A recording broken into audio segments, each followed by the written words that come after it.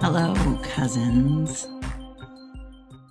and welcome to our strange little book club where I read from the Grimoire of the Ungovernable and then answer questions that you might have about what I'm reading. We're actually getting pretty close up on the tail end of the book, and I let you guys know this last week, but I will not be starting it over again when we finish because I have returned to teaching again. I've taken the last 3 years off to write the Grimoire of the Ungovernable, as well as the practical application curriculum for those who are wanting to initiate into this tradition, the path of a witch born of shadow.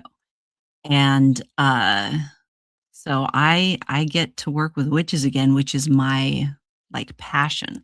I've been literally holed up for nearly 3 years working on all of this so that I could teach better, so that I could have better tools to offer the witches that I work with that are dedicating themselves to this very important work. So it's wonderful to see all of you. I'm going to get right into it. Yeah, shall we? First, we hydrate, though.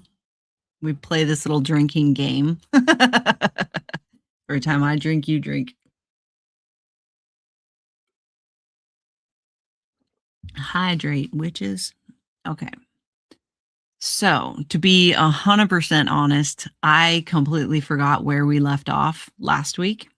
So I had to look at the recording of last week's live in order to get where we are. And so I'm going to jump right in. We're going to be talking about grounding. And this is from a connection-based magic perspective. All right. Grounding is a practice often misunderstood as simply getting centered or calming down. But for neurodivergent witches, grounding is far more profound. It's the act of fully inhabiting our physical existence and connecting with the earth as an extension of ourselves. Imagining the roots of a tree is a good start, but that still exists within our mind. When you begin to allow yourself to feel your roots, that's when the truly life-altering nature of grounding takes place. When we effectively ground, we invite ourselves to experience the physical world with intention. Press your hands or feet to the earth. Notice its texture. Is it rough, cool, maybe a little damp? Smell the soil and let its earthy scent remind you that this planet has held you your entire life. Feel the sun warming your skin or the wind brushing past you, not as an abstract thought, but as a full sensory experience. Let your attention extend beyond the boundary of your body, allowing yourself to feel as though you and the earth are a part of the same breath, the same heartbeat. For many neurodivergent people, living in a body can be overwhelming. It can feel like being trapped in a space that's too small, too loud, too much. Grounding is a way to shift that experience.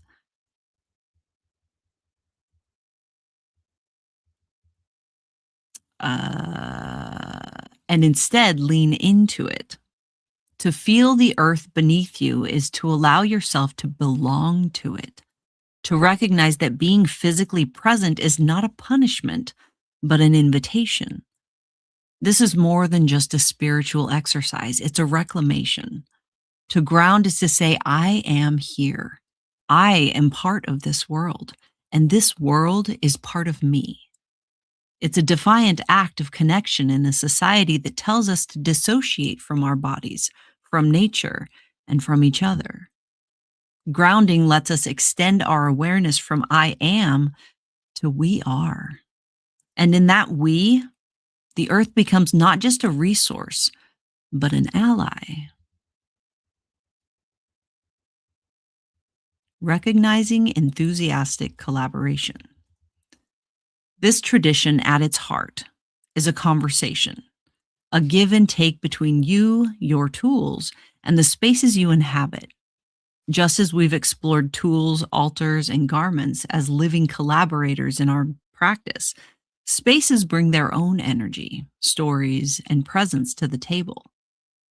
When we recognize them as allies rather than mere backdrops, we create a partnership that amplifies our work even further.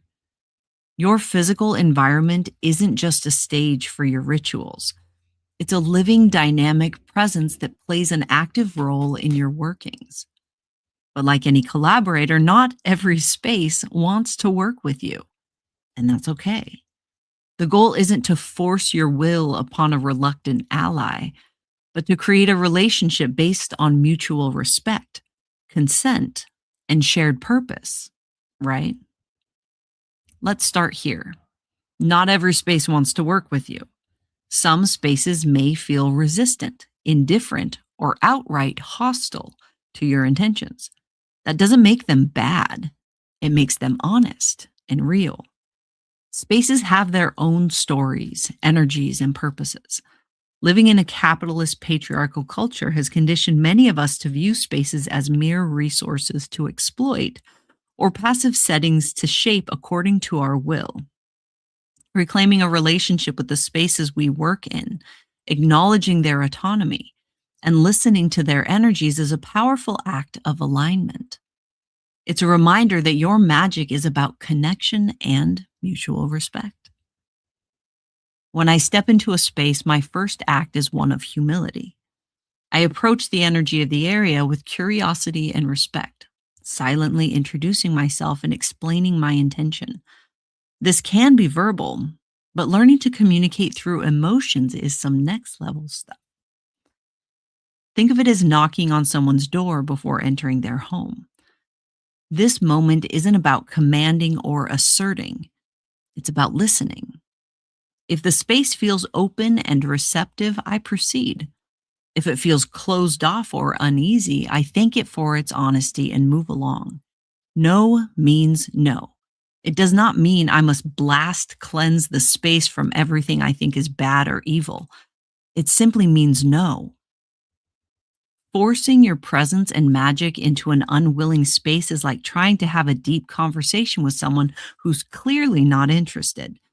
It's awkward at best, disrespectful, and rarely effective. Spaces communicate in subtle ways. When you enter a space and tune into its energy, here's what to look for. Openness. Does the space feel inviting? Is there a sense of ease or flow in the air? Resistance. Do you feel uneasy, restless, or unwelcome, like you're being watched? Does the space seem heavy or anxious in a way that feels misaligned with your purpose? Stillness. Some spaces aren't actively resistant, but feel neutral or disinterested. This might be their way of saying, not now. Trust your intuition here. If something feels off, don't rationalize it away. Honor the space's energy for what it is and find another place to work. You are not there to save or purify anything. This isn't a failure, it's a moment of alignment with the principles of consent and collaboration, an opportunity for you to prove who you are. Finding a different space can feel inconvenient, especially if you've already set your heart on a particular location. Working against resistance creates friction that can dilute or derail your intentions. A willing space will amplify your efforts, making the extra effort to find one worth it. When a space feels receptive, the preparation process becomes a collaboration. You're not just setting up for a ritual, you're inviting the space to join you. Approach it with care, asking how it wants to participate and what it needs from you. For example, a forest clearing might ask for silence or an offering to the land. A room in your home might feel ready but require a small adjustment like opening a window or rearranging objects to improve flow. Even the objects within the space, candles, tools, or stones, may have their own preferences and needs. Listen to them too. There is no right or wrong way to do this. This dialogue transforms preparation from a chore to a sacred act. It becomes a way of aligning your intentions with the energy of the space, creating a foundation of trust and mutual respect. This is just as much a part of the magical working as your incantations and breath work. Not every space will fit your original vision for a ritual. That's okay. The practice of a witch born of shadow is inherently adaptable, and so are you. If a space says yes but feels slightly off from what you envisioned, consider adjusting your approach. Maybe the working needs to shift to align with the space's energy, or perhaps you need to bring in additional elements to harmonize the flow. For example, if you planned a fire heavy ritual but the space feels water dominant, or there's a fire ban in effect for your outdoor ritual, find a way to integrate that energy rather than forcing your original intention. If the space is small or confined, adapt your movements and tools to work within its boundaries. All this being said, you can intentionally choose an environment that supports your working as well. You can actually write specific characteristics from your selected location into your magical workings to amplify their influence. Take it a few steps further, and you can create profoundly powerful relationships with magical spaces by using the same space repeatedly over long periods of time, which also amplifies the influence of the workings done in that space. Grounding plays a pivotal role in this process as well. Like I explained in earlier sections, grounding isn't some abstract practice. It's choosing to allow your physical and spirit bodies to experience oneness with the environment around you. The more you do it, the more efficient you will get at it and will be able to experience the connection in deeper ways. Practicality still matters here. Ensure that your tools are accessible and your setup is functional. No one wants to interrupt a spell because they forgot their lighter, nor do they want to risk burning down their home because they set their candles too close to flammable materials. Think of this as a magical mise en place, everything in its place and ready to support the flow of your working. You don't need an Instagram worthy altar or a curated collection of expensive tools. What you need is sincerity and an understanding of and respect for the unique energies you're engaging with. The path of a witch born of shadow doesn't demand flawlessness. It thrives on authenticity. Let's be real. The idea of perfect is both exhausting and unattainable. You don't need to replicate a Pinterest board to create powerful magic. What you need is a genuine connection to your world as it is. This tradition doesn't ask you to escape reality, it invites you to transform it. By engaging with your physical world in a way that honors its essence and autonomy, you create a bridge between the tangible and the transcendent. Glitter, glitter. I always have fur on my nose when I'm live. Always, always. Okay. Did I get it? I don't think I did. This is so much fun, by the way, guys. I love this for us. I hope I'm relatable.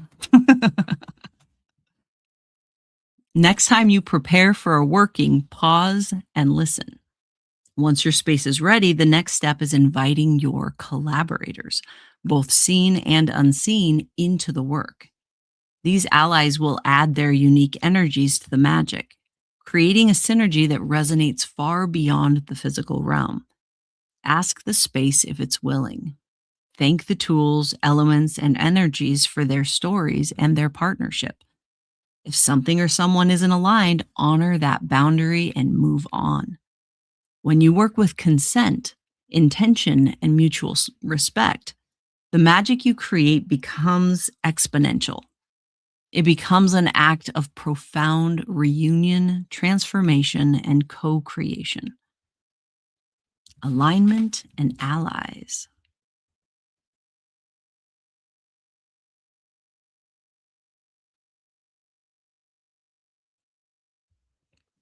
To begin my magical workings, I start with intentional breath work. This might seem like a small or obvious step, but for me, it's a slowing down and a deepening of my presence. It's not just a mechanical preparation, it's a moment of offering respect and compassion to my physical body, a body that has endured chronic pain, trauma, and the endless negotiations of survival. My body, through all its resilience, has learned to brace itself like a soldier waiting for the next impact. Breath work is my way of saying, I see you, I honor you, and I'm here with you. We are safe. I begin by turning my attention inward, inhaling deeply and letting that breath travel through my body, searching for pain, tension, or areas that feel unacknowledged. This isn't a hunt to fix anything. It's about recognition and compassion. When I encounter tension, perhaps in a clenched jaw or a stiff shoulder, I exhale slowly, imagining that breath as a gentle release. The exhale isn't a command to relax now, as if that ever works, but an invitation to let go, even if only for the length of a single breath. If a specific discomfort needs more than my attention, say a joint demanding a shift in position or a muscle screaming for support, I honor it. I grab an extra pillow, adjust my posture, or stretch. On the same hand, if my body needs to stim before getting into my working, I let them move how they need to. My body isn't a tool to be bent into compliance. Their needs are not an inconvenience. They're my ally in this work and deserve care, respect, and accommodation. I repeat this process breath by breath until I reach a place where I can inhale deeply without distraction and exhale without resistance.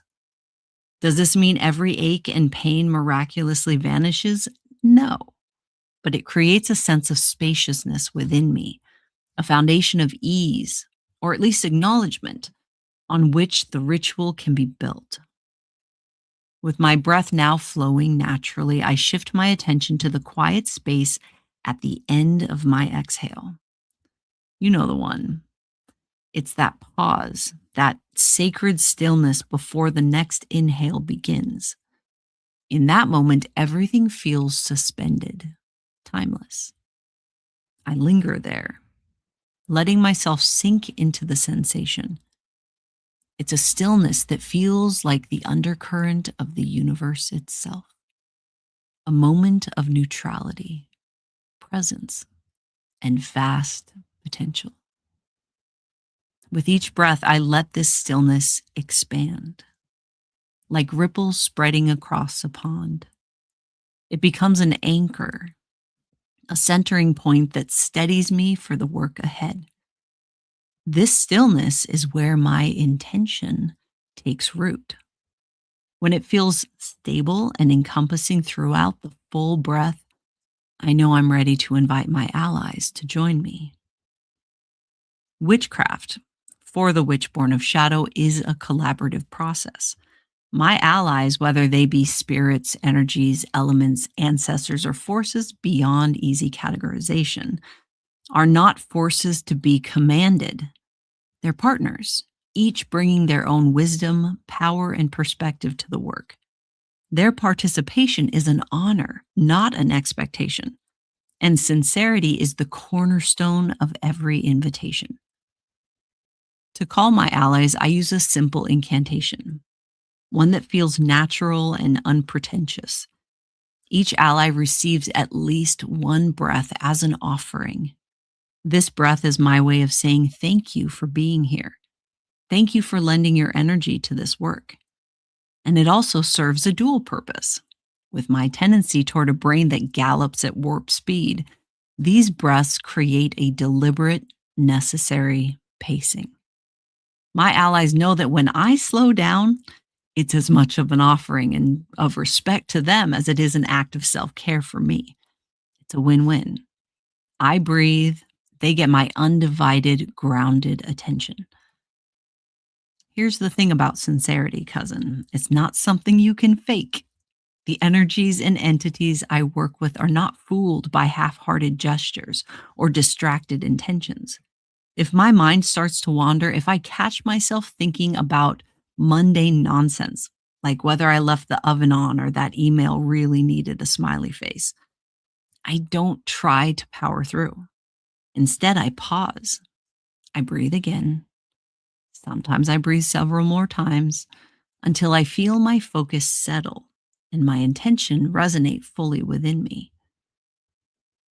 This is about showing up honestly. Relationships, whether with human beings or cosmic forces, thrive on authenticity. So I take my time. I breathe. I realign. And when I feel that thread of sincerity humming through me like a well tuned instrument, I proceed. This process of alignment and allyship transforms the beginning of a working into something sacred. It's not just about preparing myself, it's about setting the tone for a conversation between me, my body, my allies, and the energies I'm inviting into the working. With each breath, with each act of recognition and respect, I lay the groundwork for a magical practice that feels alive, meaningful, and deeply connected. This isn't just preparation, though. It's the beginning stanza of the ritual's poem, the first steps in a dance of co creation. By aligning myself with my allies, by breathing, listening, and inviting rather than commanding, I create a space where the magic flows freely, where the boundaries between seen and unseen blur, and where the impossible feels within reach because in that moment, it is. Starting this process can feel about as smooth as trying to dance while your shoelaces are tied together. Awkward, clumsy, maybe even frustrating. And that's okay. Relationships, even with your own breath, aren't built overnight. They're cultivated step by step, breath by breath, working by working. At first, you might feel unsure. Is this connection real? Am I doing it right? But as you continue, you'll notice a shift. Each time you engage, the bond deepens, like watering a seed and watching it grow. The awkwardness fades into a rhythm, and what emerges is a genuine sense of partnership, a sacred exchange that becomes the foundation of your most potent magic. The breathwork itself evolves into something beyond mechanics. It becomes a living dialogue, a silent conversation between my body, my allies, and the intention I'm holding. Each exhale pulls in presence and connection, while each inhale pulls in presence and connection, while each exhale releases distractions and opens space for collaboration and flow. This isn't a master servant dynamic where you wield tools or command spirits to do your bidding. It's a partnership, a mutual exchange of energy and intention. Your breath, your body, your allies, they're not passive participants. They're active collaborators, each contributing their unique gifts to the working. This sense of equality is where this magic truly takes root. When you approach your allies with respect and openness, they respond in kind. Together, you create a space where the boundaries between self and other dissolve, and the magic becomes a shared act of creation. Here's the incantation I use in my practice. Notice it's an open invitation, not a command. The elemental invocation. I humbly invite all that is, insert element here, within this system to witness this working. If alignment is found, may you choose to bless this flow. Deep breath in, exhale as an offering. I repeat this incantation for each element I'm working with, taking my time to fully experience each one. As I speak, I hold a physical representation of the element. Water in a teapot, I light a candle for fire, incense for air, tea for earth. This tactile engagement brings the incantation to life, weaving my mind, body, and spirit into a unified act of intention. The physical interaction isn't just symbolic, it's a bridge. It connects my abstract awareness of the energy of the element to the tangible world, allowing me to feel its presence in my hands, my breath, and my focus. It's a reminder that power isn't just conceptual, it's visceral, alive, and real. Once I've acknowledged each element, I transition to align my entire system, mind, body, spirit, and the allies I've invited into the space. This incantation ties everything together, invoking unity and shared purpose. I beckon to this system. May we now align as one. For my cousins are the elements, and so the moon and sun. I call to those who love me. You are welcome in this space. For our nature is united, sharing magic, life, and grace. Deep breath in, exhale as an offering. With each word, each breath, I allow myself to feel the connections solidify. This is not so much about saying the right thing, it's about meaning it. The breath I offer at the end of each verse is more than a pause. It's an act of exchange. I'm giving something tangible, my breath, my energy, this moment of my life as an offering to the elements and allies I'm calling upon. This incantation is a dialogue. Each line is a call to connection, a request for collaboration. It acknowledges the agency of the elements and allies, honoring them as equals rather than tools. By framing the invitation with humility, if alignment is found, may you choose to bless this flow. I create space for their autonomy. I'm not forcing their participation, I'm inviting it, trusting that if the alignment isn't right, their absence is an act of wisdom, not rejection. The act of repeating this incantation is a ritual in its own right. It sets the tone, prepares the space, and aligns my energy with the forces I'm working with. It's a moment of presence, a grounding exercise, and an invocation all at once. This is also a time that you can call on any specific deity, ancestors, or entities that you might want to engage with to influence the spell or ceremonial working. If you choose to adapt this incantation or create your own, let it be a reflection of your unique relationship with your magic.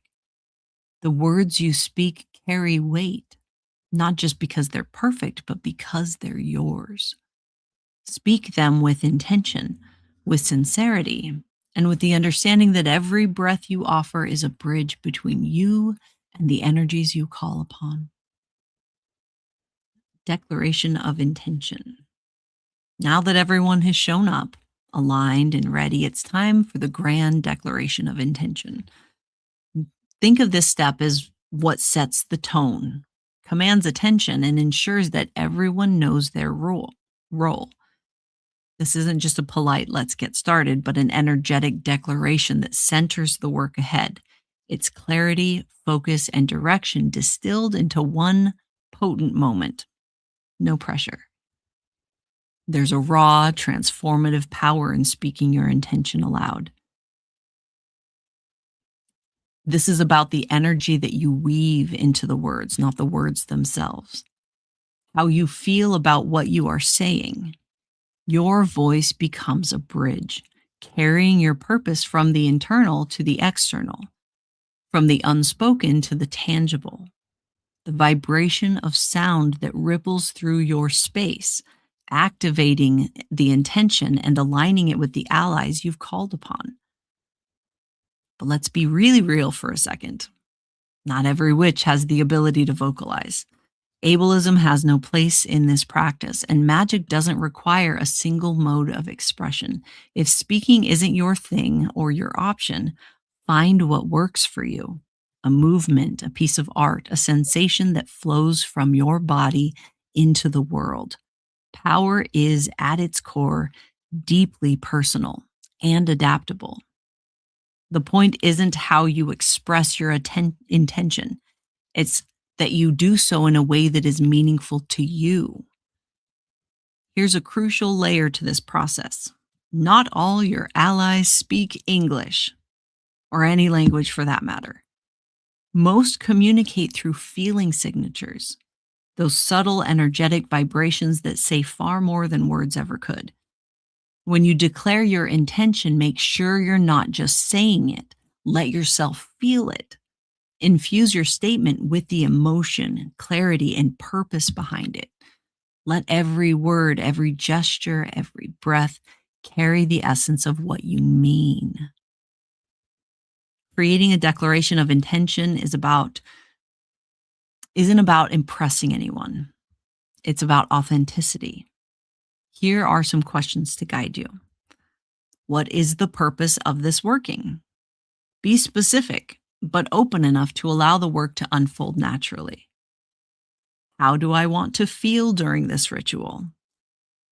Your connection to magic thrives on emotion. Anchor your feelings in the statement. What do I want to bring into this space? Intention is a two-way street.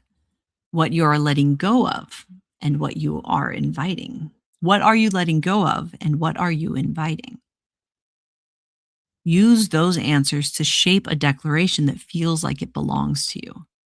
It doesn't need to be grandiose. It needs to resonate.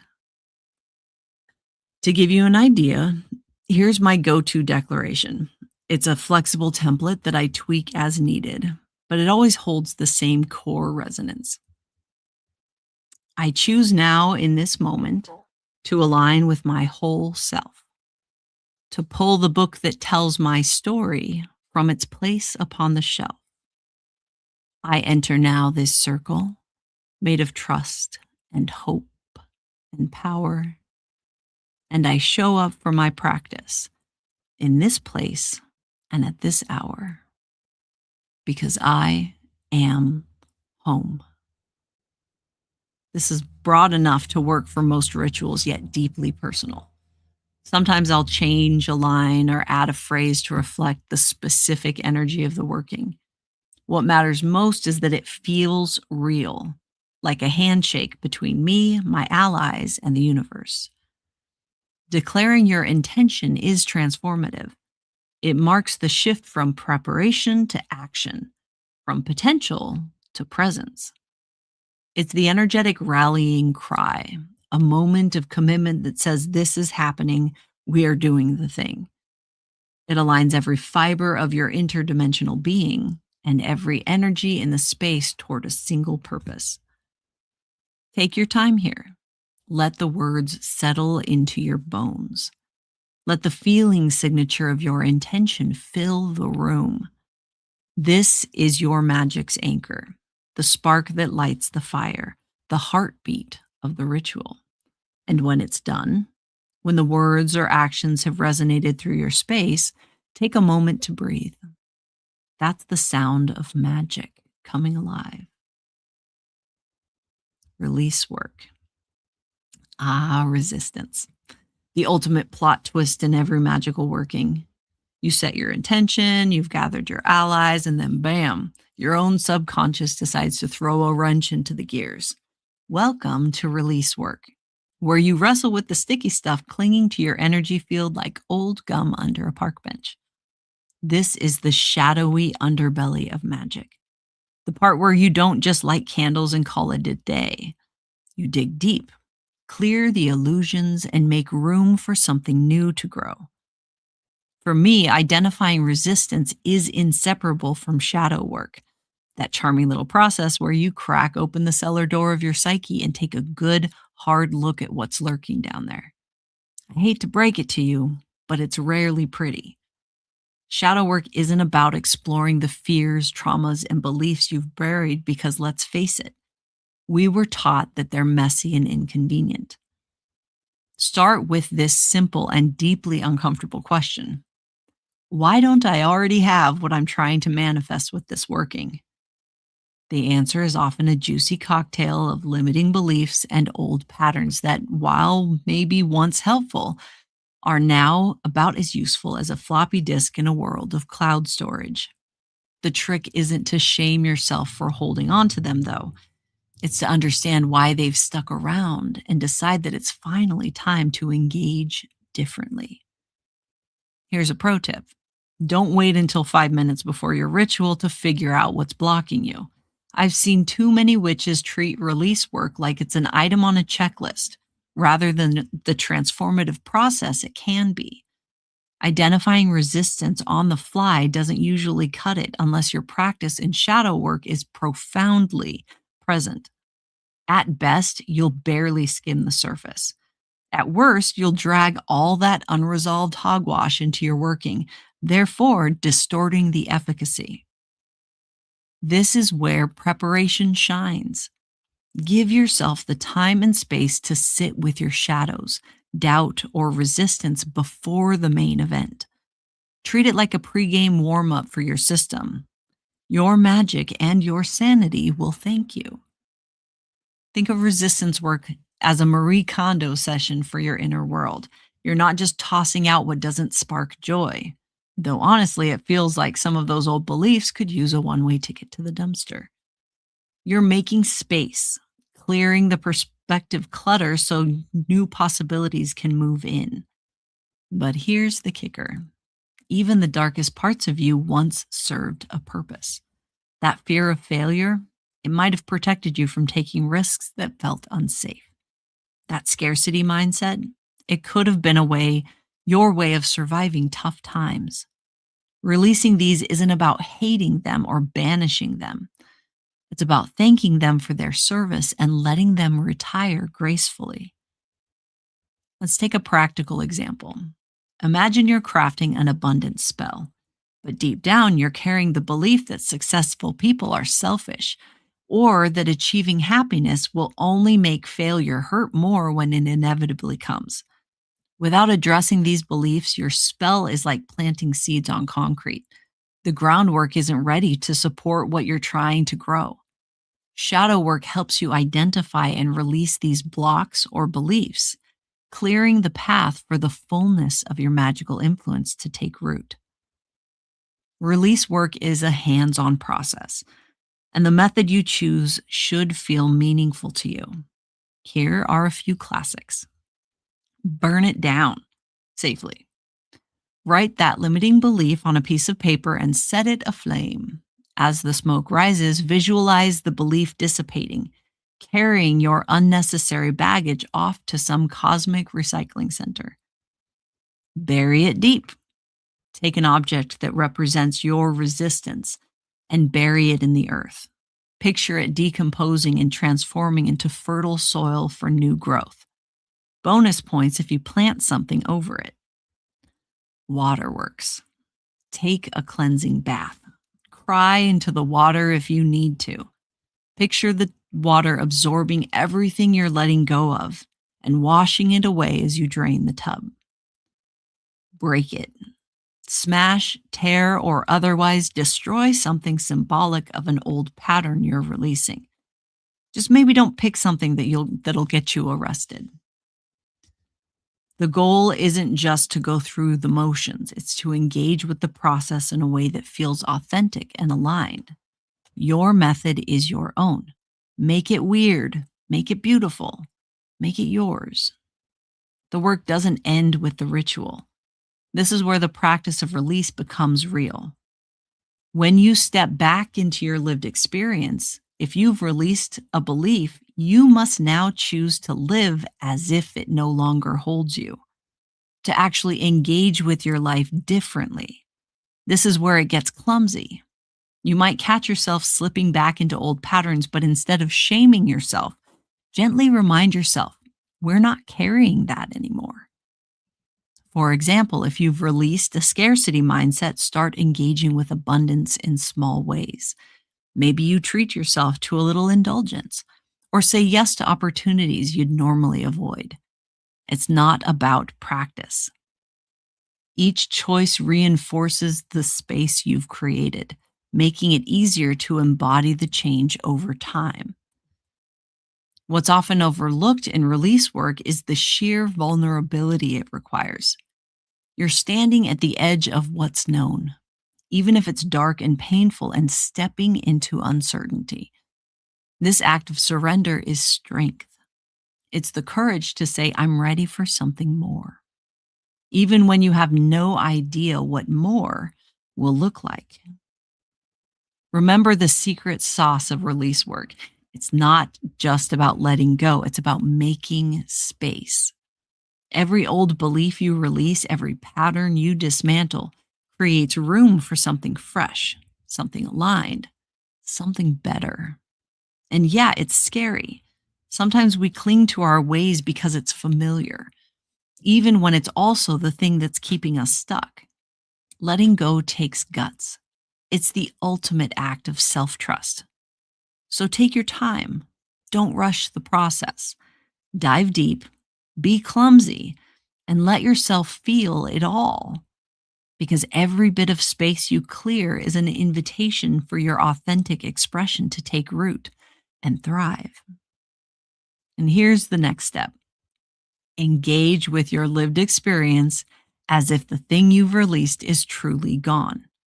It's one thing to release resistance in ritual. It's another thing to embody that release in your daily life.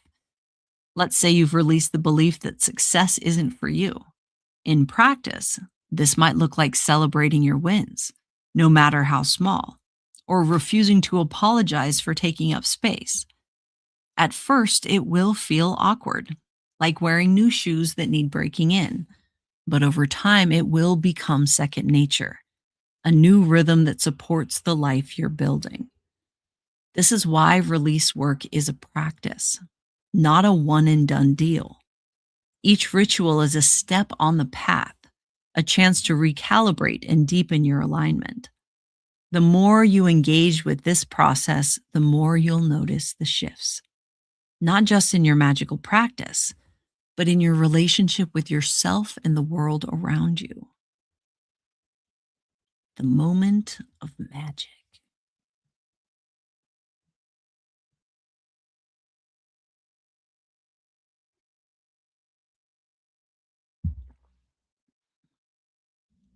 Performing a magical working is akin to weaving a tapestry, with every element, tool, gestures, incantations, and intention acting as a thread. Together, these threads form a vibrant and living fabric that carries the energy of your goal. This is about infusing that fabric with life. Each action, each word, each chosen symbol becomes a deliberate stitch in the ceremonial magic you're crafting, with your relationship with power shaping the flavor, tone, and energy of the magic you're amplifying. This is the moment where your intention takes on life, born from the spirit world and nurtured into the physical realm by your focus and connection. Central to this process is the concept of the feeling signature. It's not enough to visualize your goal. You must feel it as though it's already woven into the fabric of your reality. Imagine crafting a spell for abundance. Instead of merely picturing material wealth, embody the feeling of security, generosity, and gratitude that true abundance would bring. Let that emotion saturate your being and ripple outward, infusing the working with the energy of the life you are giving it. Your practice with power defines the pathways through which this magic flows. It's the craft's unique structure, whether rooted in ancestral traditions, modern eclecticism, or an entirely intuitive approach. That determines how the magic is concentrated, amplified, or refined. This is the essence of how your personal practice gives the magical working its depth and impact. The feeling signature you raise at this stage is the energy that breathes life into the working, directing it with purpose and clarity. The objects you incorporate into your ritual are not mere props. Choose items that resonate deeply with your intention, not because the tradition dictates, but because they hold personal meaning. A shell might evoke calm renewal, or a sparkly stone could represent abundance to your inner magpie. The key is creating a connection that feels authentic to you, with your intuition guiding which items best channel your intention. These objects become conduits, holding and amplifying the energy you're directing, and their presence bridges the gap between the spiritual and the physical. Each object, word, and action in your ritual adds another layer of meaning and opportunity to feel the energy. This layering is akin to strengthening a woven fabric, creating a multidimensional spell that resonates deeply with your intention.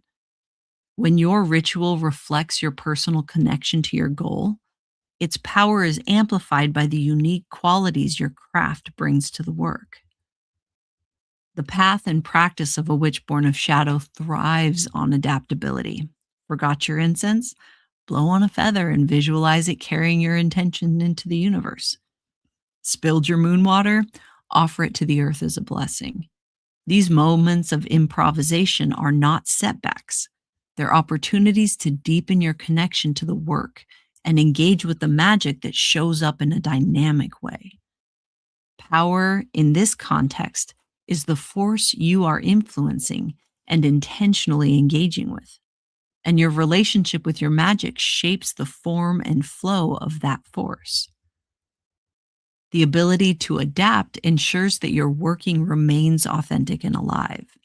Trust your instincts. They are an integral part of the process.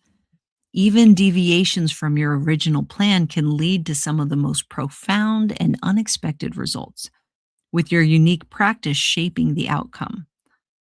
Remember, this is where imagination becomes your only limitation, like Einstein said, right?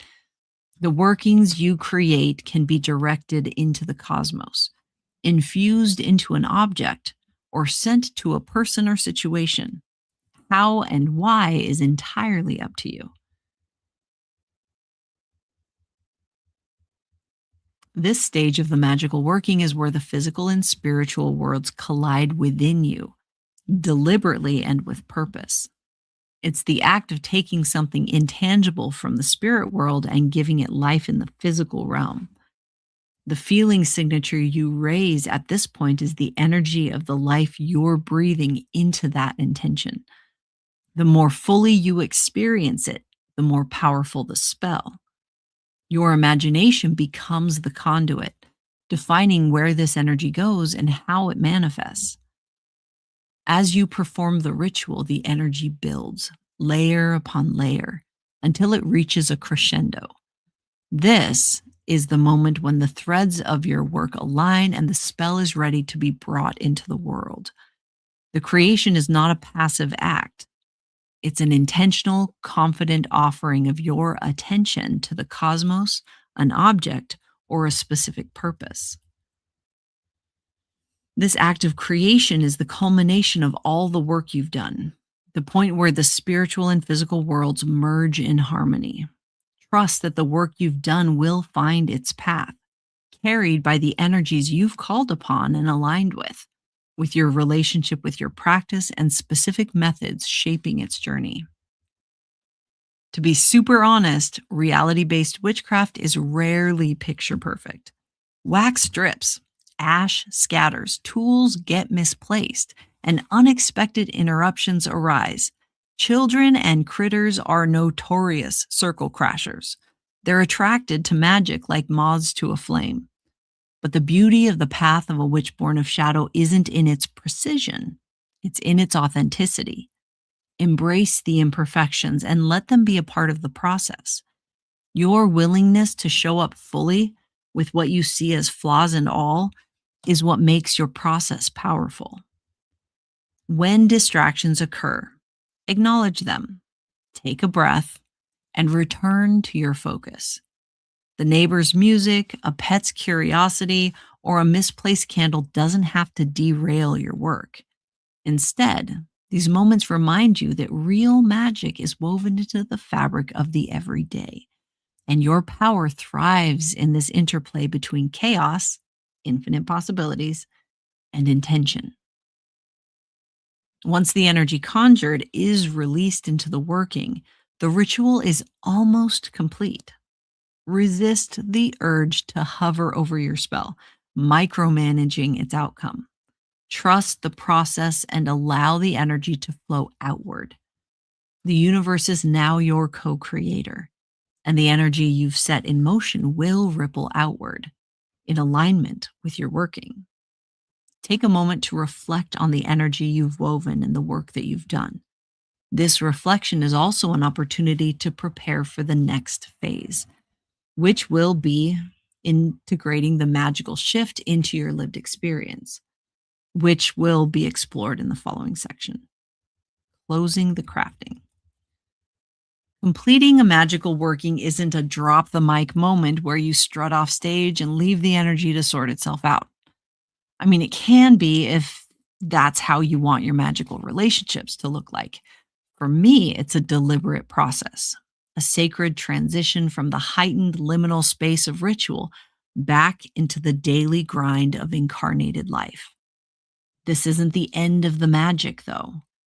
It's merely the close of its active creation phase. What you've set into motion will continue to ripple outward, weaving itself into the tapestry of your reality in ways you may not immediately recognize. Your relationship with control will become incredibly highlighted when you start intentionally weaving magical workings, by the way. Have fun with that one, cousin. But before you can fully step back into the mundane, there's an important step a witch born of shadow cannot overlook: honoring the collaborative effort that made the magic possible. It's a powerful opportunity to polarize our incarnation. Our magical workings are never a solo act. Sure, you're the one at the center of the storm, but the energy, allies, and elements that joined you in your working and your internal system have lent their resources, focus, and presence to your purpose. You're the director, but they're the cast and crew. And if you've ever watched the credits roll at the end of a film, you know the massive collaborative experience the work actually was. You have support you don't even know about yet, infinitely connected. This step isn't about bowing to some mystical hierarchy or groveling before your allies. It's about sincere acknowledgement and gratitude. Think of it as a reciprocal nod of respect. It's a way to close the loop of your collaboration, just as you'd hope for a sincere thank you after helping a friend move, and maybe a slice of pizza. Your allies appreciate acknowledgement for the role they've played in your magic. When you're starting out, gratitude might feel formal or awkward. Maybe it's a simple thank you, whispered into the stillness of the ritual space. Most of us haven't had sincere gratitude modeled for us. That's perfectly fine. As your relationships with your allies deepen, you'll begin to sense how they prefer to be thanked and what gestures resonate most with their unique energies. For some, a heartfelt verbal acknowledgement might be enough. For others, a physical offering like a candle, a piece of fruit, or a song might feel more aligned. The key is to approach this step as an extension of your relationship. What would make you feel seen and valued if the roles were reversed? Let that question guide you. Over time, this dialogue becomes richer. You'll find yourself developing a language of gratitude that's uniquely yours, shaped by the energies you work with and the bonds you cultivate. Sincerity in magic isn't about checking a box or parroting some pre written script. It's about meaning what you say. If your thanks feels hollow, your allies will notice, and frankly, so will you. A single heartfelt sentence, something as simple as "thank you for showing up and lending your energy to this work," carries far more weight than a flowery incantation delivered with all the emotional depth of a voicemail greeting. This isn't the time to overthink or second guess. Close your eyes, take a deep breath, and let the gratitude rise naturally from your heart. Speak it, feel it, embody it. Remind yourself that it's okay to be awkward and clumsy. This is about vulnerability, not perfection. Here's the twist: the act of expressing gratitude isn't just a nice gesture, it's a part of the working itself. Gratitude reinforces the relationships you're building, grounding the energy of your working in the soil of reciprocity.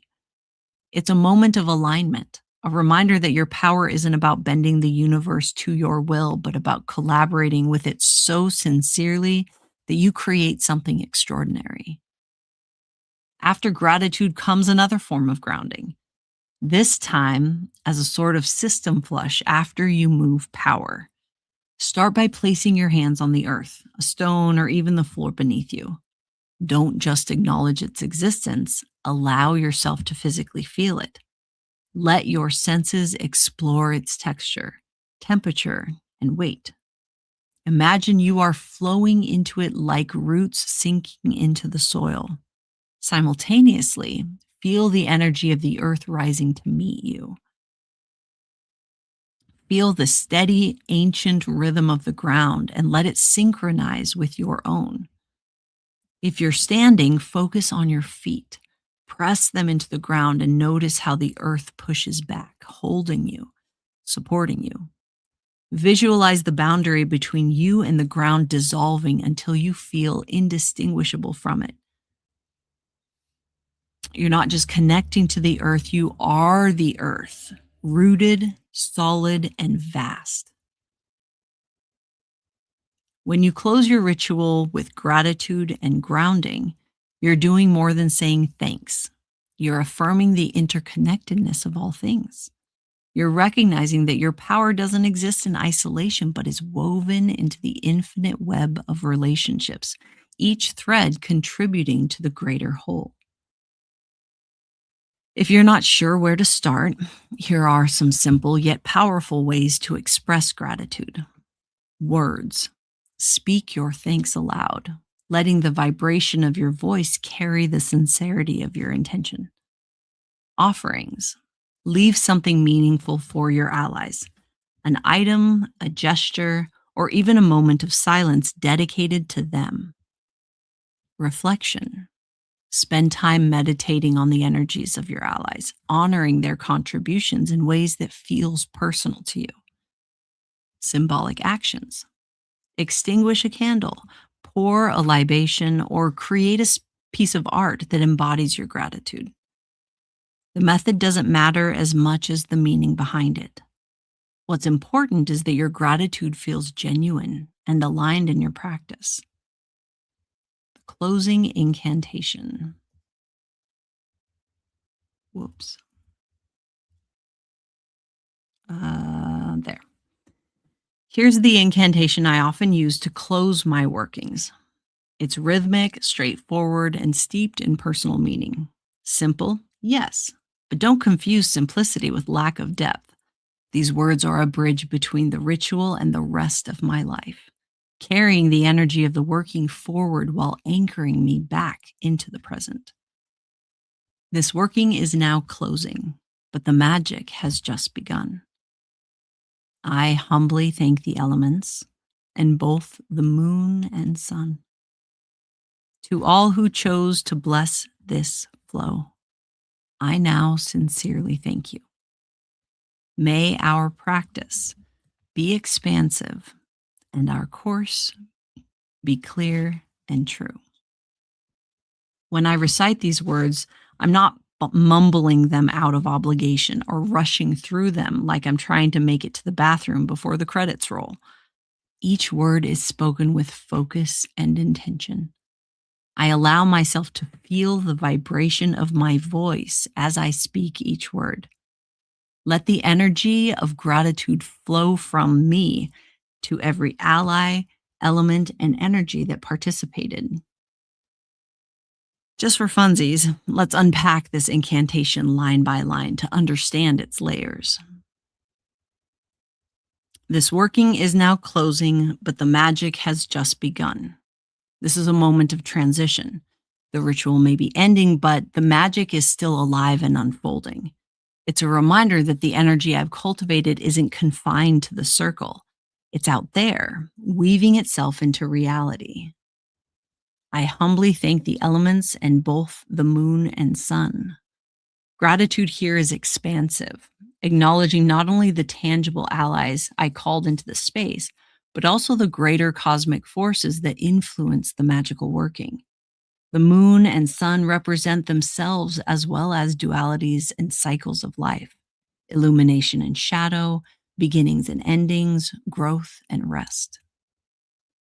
To all who chose to bless this flow, I now sincerely thank you. This line is for the allies, ancestors, spirits, and energies that showed up. It's not just a polite nod, though. It's a heartfelt acknowledgement of their presence and contributions. And yes, this includes those who whispered a no thanks when I extended the invite. Their boundaries are respected too. May our practice be expansive and our course be clear and true. This is a way of wishing. This is a wish for what comes next.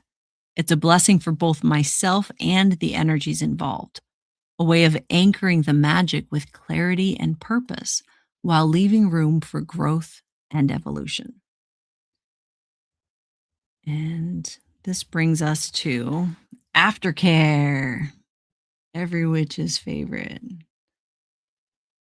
But I've read for an hour, and usually this is the time that I ask, do you, oh wait, I think that the poll has already happened, hasn't it? Look at our mod god is amazing. So I'm going to read on. I'm going to keep going, and we're going to talk about aftercare because it's important. But we're going to hydrate first because that too is very important.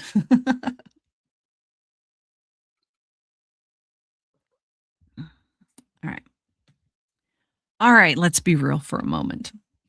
What you've just done is no small thing. You've turned yourself into a cosmic conduit, spun the threads of existence into a tapestry of intention, and frankly, danced on the metaphorical edge of the void like a mystical gymnast. And while that sounds like the stuff of legends, because it is, it's also exhausting. It's expensive. Ignoring the need for aftercare is like running a marathon and skipping the water station. Except here, dehydration could mean spiritual or physical burnout, emotional overload, or waking up tomorrow feeling like a bag of mismatched puzzle pieces. In practical terms, this might look like snapping at loved ones for no reason, struggling to focus at work because your mind feels foggy, or feeling an inexplicable heaviness in your chest as if you've misplaced something important but can't quite name it. This isn't meant to scare you any more than someone telling you that If you don't wear gloves in sub zero temps, you're probably going to lose some fingers. We are incarnated, and it's important to remember that so that we can remain so comfortably. Without proper aftercare, the intense energy shifts from your working can leave you emotionally frayed or feeling spiritually hungover, which can ripple into strained relationships, missed deadlines, and the overall sense of disconnect from both yourself and the world around you. Witchcraft as a witch born of shadow isn't just lighting a candle and whispering a wish. It's a full body, whole soul experience that leaves an imprint on every level of your being. You've called upon energies, shaped intentions, and channeled forces that ripple through both seen and unseen realms. Whether it's euphoria, exhaustion, or a weird mix of both, the aftermath is real and it demands your attention. Skipping aftercare doesn't just cheat you out of the chance to more fully integrate the experience, it can derail the benefits of your working altogether. Think of aftercare as the magical version of a cool down stretch after a workout. It helps your system recalibrate, release any excess energy, and settle into the new reality you've just woven. Feed your body. Your physical form has just been the stage for your magical performance. It's held space, channeled energy, and kept you alive while your spirit communed with the infinite. Show them some gratitude by feeding them. Think nourishing, comforting, or special foods like hearty soups, handcrafted truffles, or even a slice of warm bread with butter. These foods are grounding because they provide warmth, sustenance, and a tangible connection to your physical body. Choosing foods that resonate with you helps to center your energy, replenishing what your body has expended while tethering your spirit back into the physical realm. If you're a sugar witch, fine, indulge in that brownie, but make it a ritual, not an afterthought. Let the act of eating become a part of the overall process. Hydrate like your life depends on it because it does. Magic is energy, and energy work can leave your physical self parched. Water is a classic go-to, but herbal teas or electrolyte drinks work wonders too. Avoid chugging 5 cups of coffee unless you want to ride the jittery energy roller coaster straight into a post-working crash. Move that energy. If you've got excess energy buzzing through you, move it. Dance, shake, stretch, or just stroll under the moon. Movement helps your system process the energetic shifts you've just experienced. Don't underestimate the power of a gentle stretch to loosen tension and reorient your body. Rinse and reset. After a big magical working, a simple bath or shower can be a game changer. Add salts, herbs, or oils that resonate with grounding and renewal. Imagine the water washing away any residual energy, leaving you refreshed and aligned.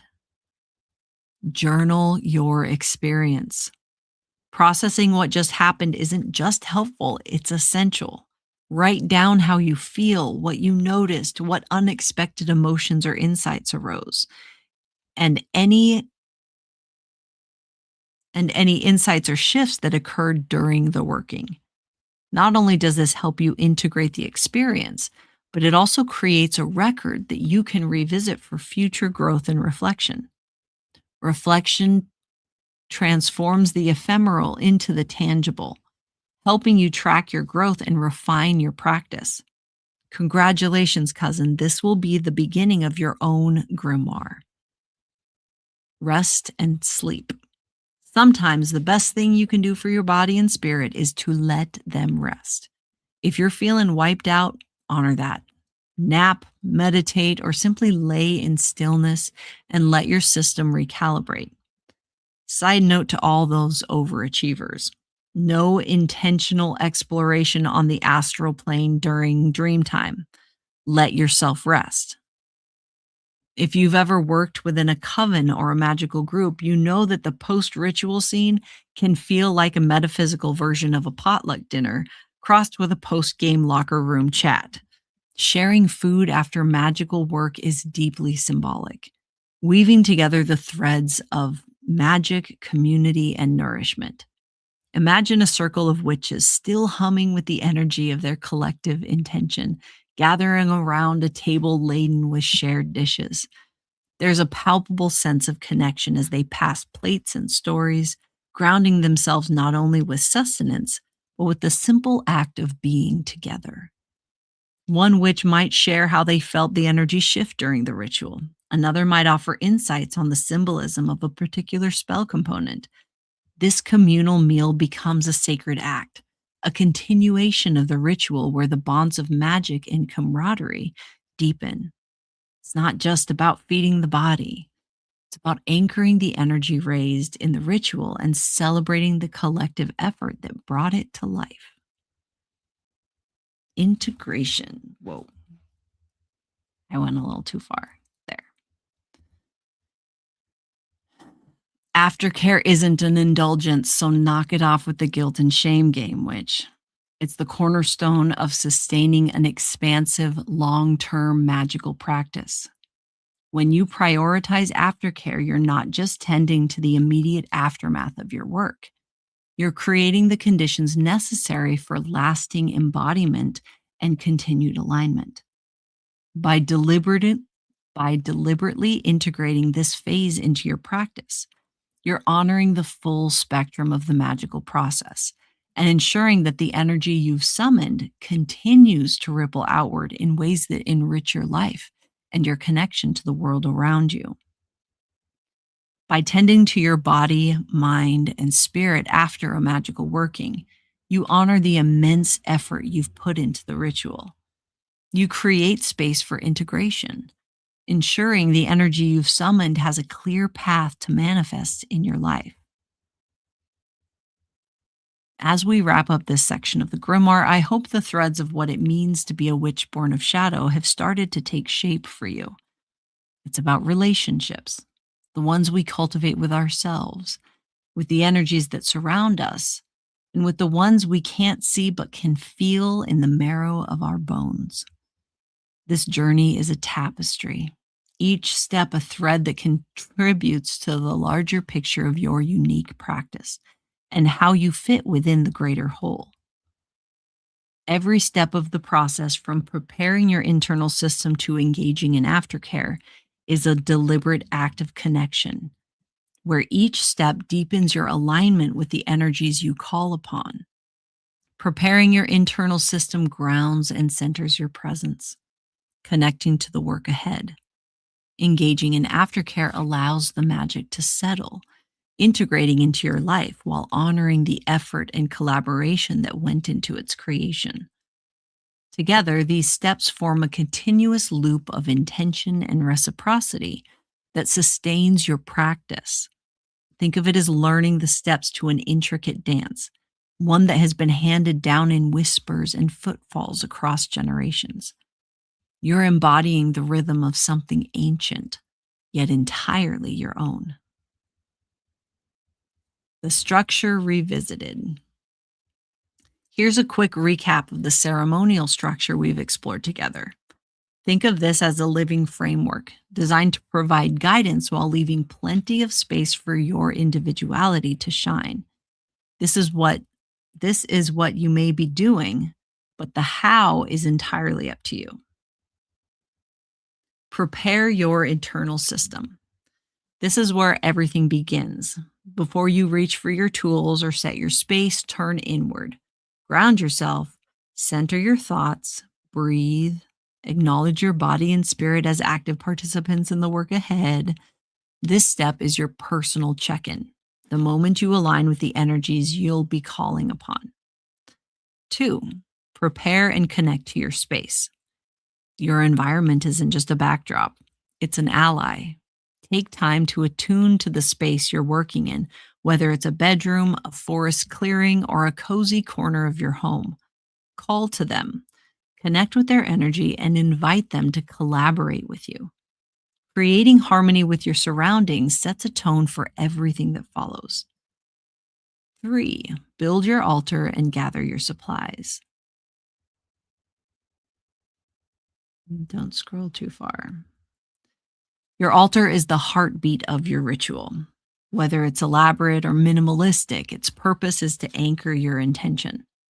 Arrange it intuitively, letting each item reflect the energy of your working. Your supplies, from candles to crystals to feathers, are tools, each chosen for its resonance and function with your purpose. Invite elements and allies. This isn't a solo endeavor. Call upon the elements, ancestors, spirits, or energies that resonate with your intention. This is a moment of collaboration, a sacred invitation to forces seen and unseen. Each ally brings unique wisdom and power, amplifying the energy of your work. 5. Make a declaration of intention. Clarity is key. Declare what you're seeking to create, release, or transform. This step isn't about formality, it's about sincerity. Whether spoken, written, or visualized, your intention becomes the guiding star of your ritual, aligning your energies with your desired outcome. 6. Release resistance to the working. Shadow work meets magic here. Identify and release the limiting beliefs, fears, or patterns that could interfere with your intention. This isn't punishment, it's liberation. By acknowledging and letting go of what no longer serves you, you create space for your magic to flow freely. Build the energy or charge the working. This is the crescendo, the moment where spiritual and physical worlds collide within you. Raise energy through movement, visualization, sound, or stillness, whatever resonates with your intention. The feeling signature you create here is the life force you infuse into your spell, charging it with purpose and vitality. 8. Close with gratitude. Gratitude is the bridge between the sacred and the mundane. Thank your allies, the elements, and yourself for showing up fully. Closing isn't an end, it's a transition. Expressing gratitude reinforces the energetic loop, grounding the magic while honoring the relationships that make it possible. 9. Engage in aftercare. Magic isn't over when the candles are snuffed. Aftercare is essential for integration and sustainability. Feed your body, ground your energy, and reflect on the experience. This step honors the work you've done, ensuring the working you've raised takes root in your reality. Let's get one thing straight. This isn't a rigid structure. If it were, my contrarian self would have set it on fire and danced on the ashes by now. This path is alive. It breathes, shifts, and evolves with you. It's not designed to be a cage. The door's always open, remember? Instead, this is a framework that provides support without suffocating your individuality.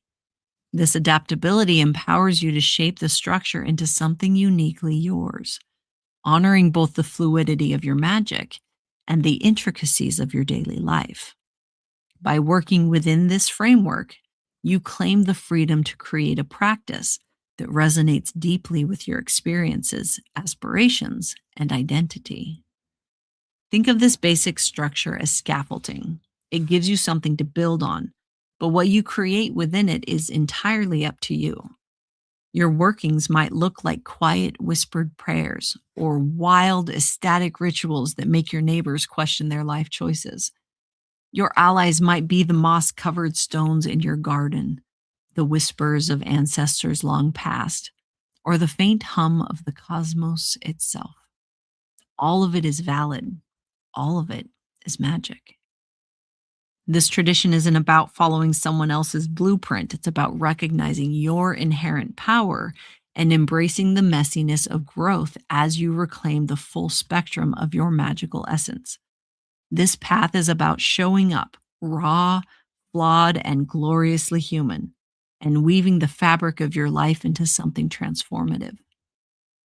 The deeper you dive into your practice, the more you'll see that the path of a witch born of shadow isn't something you do, it's something you live. Every ritual, every intentional breath, every choice to engage with the unseen is a crack in the oppressive structures we've been told that we had no choice but to accept.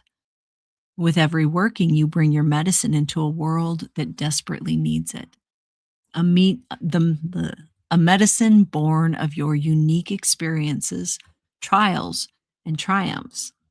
This medicine is more than a metaphor. It represents the transformative and healing essence of your lineage. Each spell cast and intention set is an act of alchemy, turning your shadows into shared wisdom and your challenges into strength. And let me tell you, the trees have noticed. They miss you. They whisper your name when the wind passes through their leaves, welcoming your return to the interconnected web of life. Thank you for trusting me with this part of your journey. The work you're doing within yourself and in the world is more important than you realize. By embracing gratitude and honoring these connections, you're actively reinforcing the broader themes of reciprocity and mutual empowerment that define this path of magic and collective self discovery. Every step you take toward cooperation and intention matters. Now, put your boots on, witches. This tradition isn't for the faint of heart. It's for those brave enough to face their demons and dance with them until they remember their own rhythm. It's for those bold enough to reclaim their voice in a world that would rather keep them silent.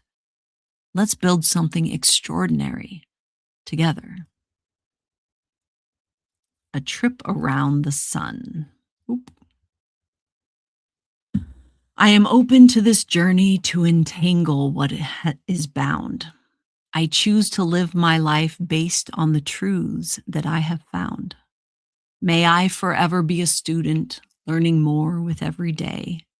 May the challenges I face reveal the lies that block my way. Integrating the structure into yearly practice. As we step into this next section of the grimoire, we transition from philosophy to action, from understanding to embodying the magic of a witch born of shadow. This is where the high concepts we've explored take on form and rhythm, threading themselves through the cycles of your days, months, and seasons. Think of it as the choreography to your magical practice, an annual dance that aligns your everyday life with the natural rhythms of the universe, because that's when everything changes. That's when you get to see how connected you actually are by nature, to nature. A radical reunion. To embrace this tradition is to choose to engage in a radical act of reunion with the earth, with yourself, and with community. It's not about forcing your internal system to match some external standard or ideal. Instead, it's about listening, really listening to what your body, mind, and spirit need in response to the shifting energies around you. Every system has its preferences and rhythms, and your responsibility as the advocate for your unique incarnation is to create a practice that aligns with those needs. For centuries, humanity's attention has been bent and shaped by constructs like the clock, the Gregorian calendar, and an obsession with productivity that divorces us from the natural rhythms of existence. These structures pull our focus away from the wisdom of our bodies and the cycles of the earth, demanding conformity to an artificial tempo designed for extraction rather than thriving.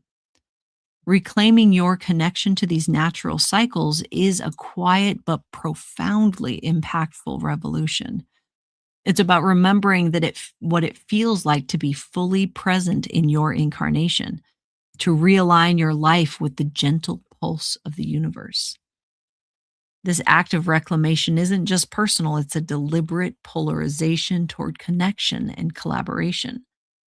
By choosing to deepen your relationship with the cycles of the sun and moon, you are aligning with the rhythms of creation itself.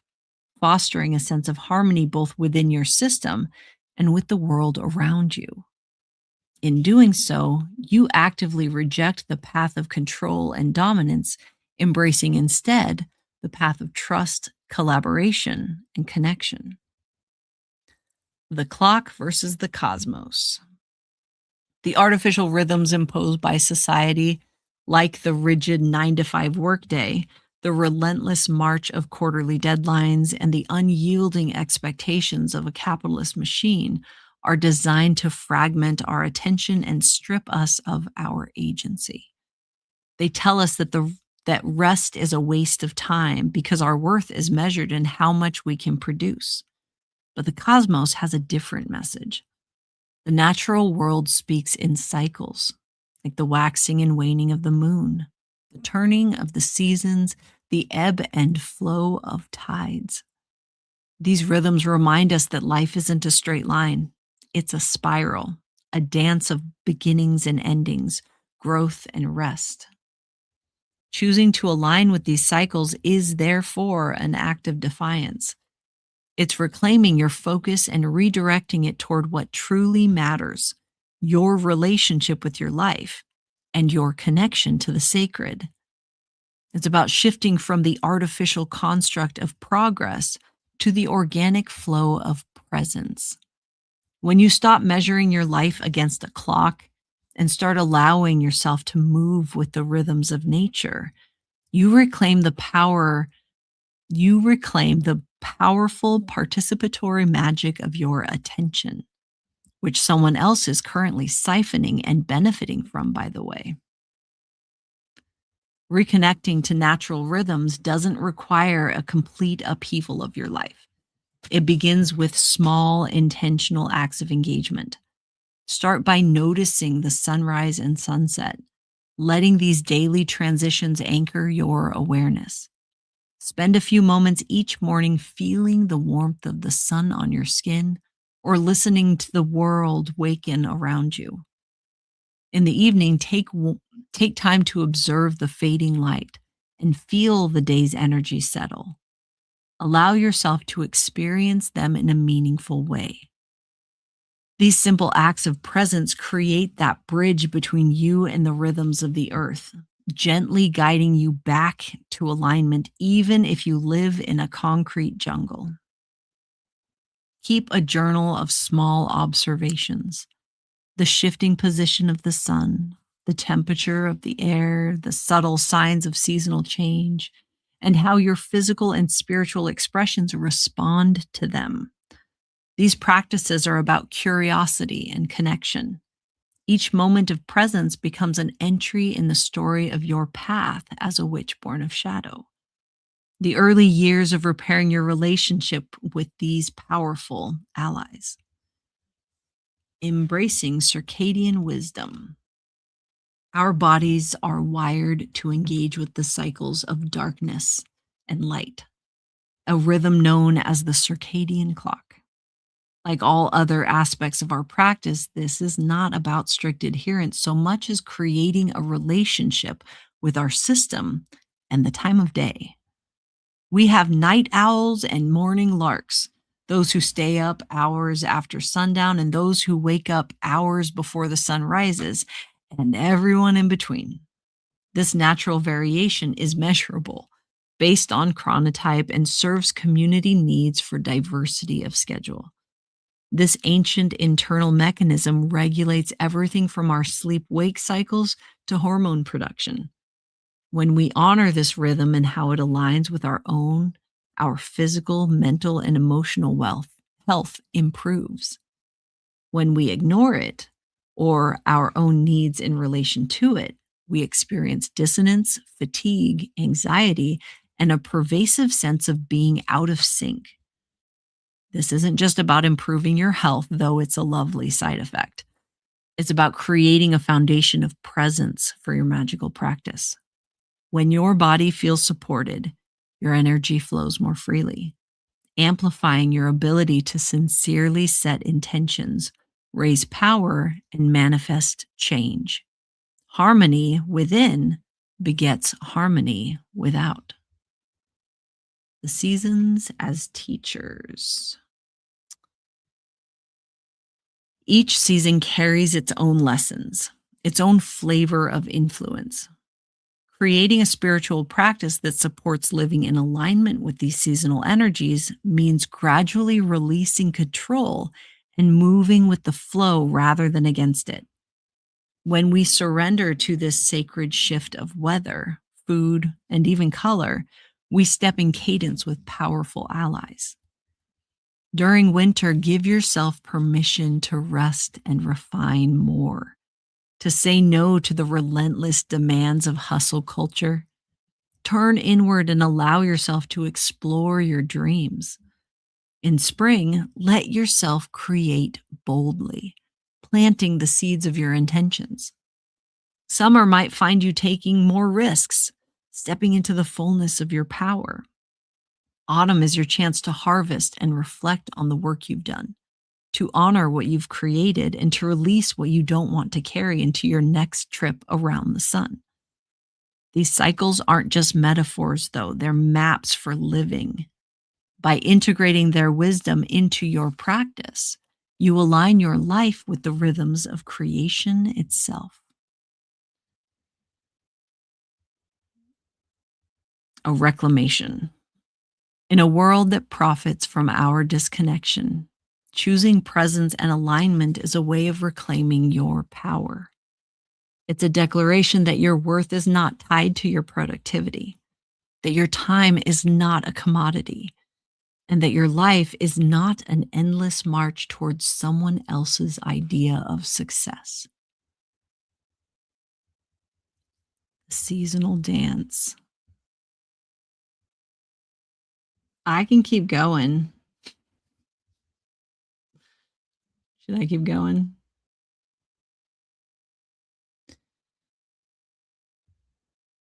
I'm reading the new comments.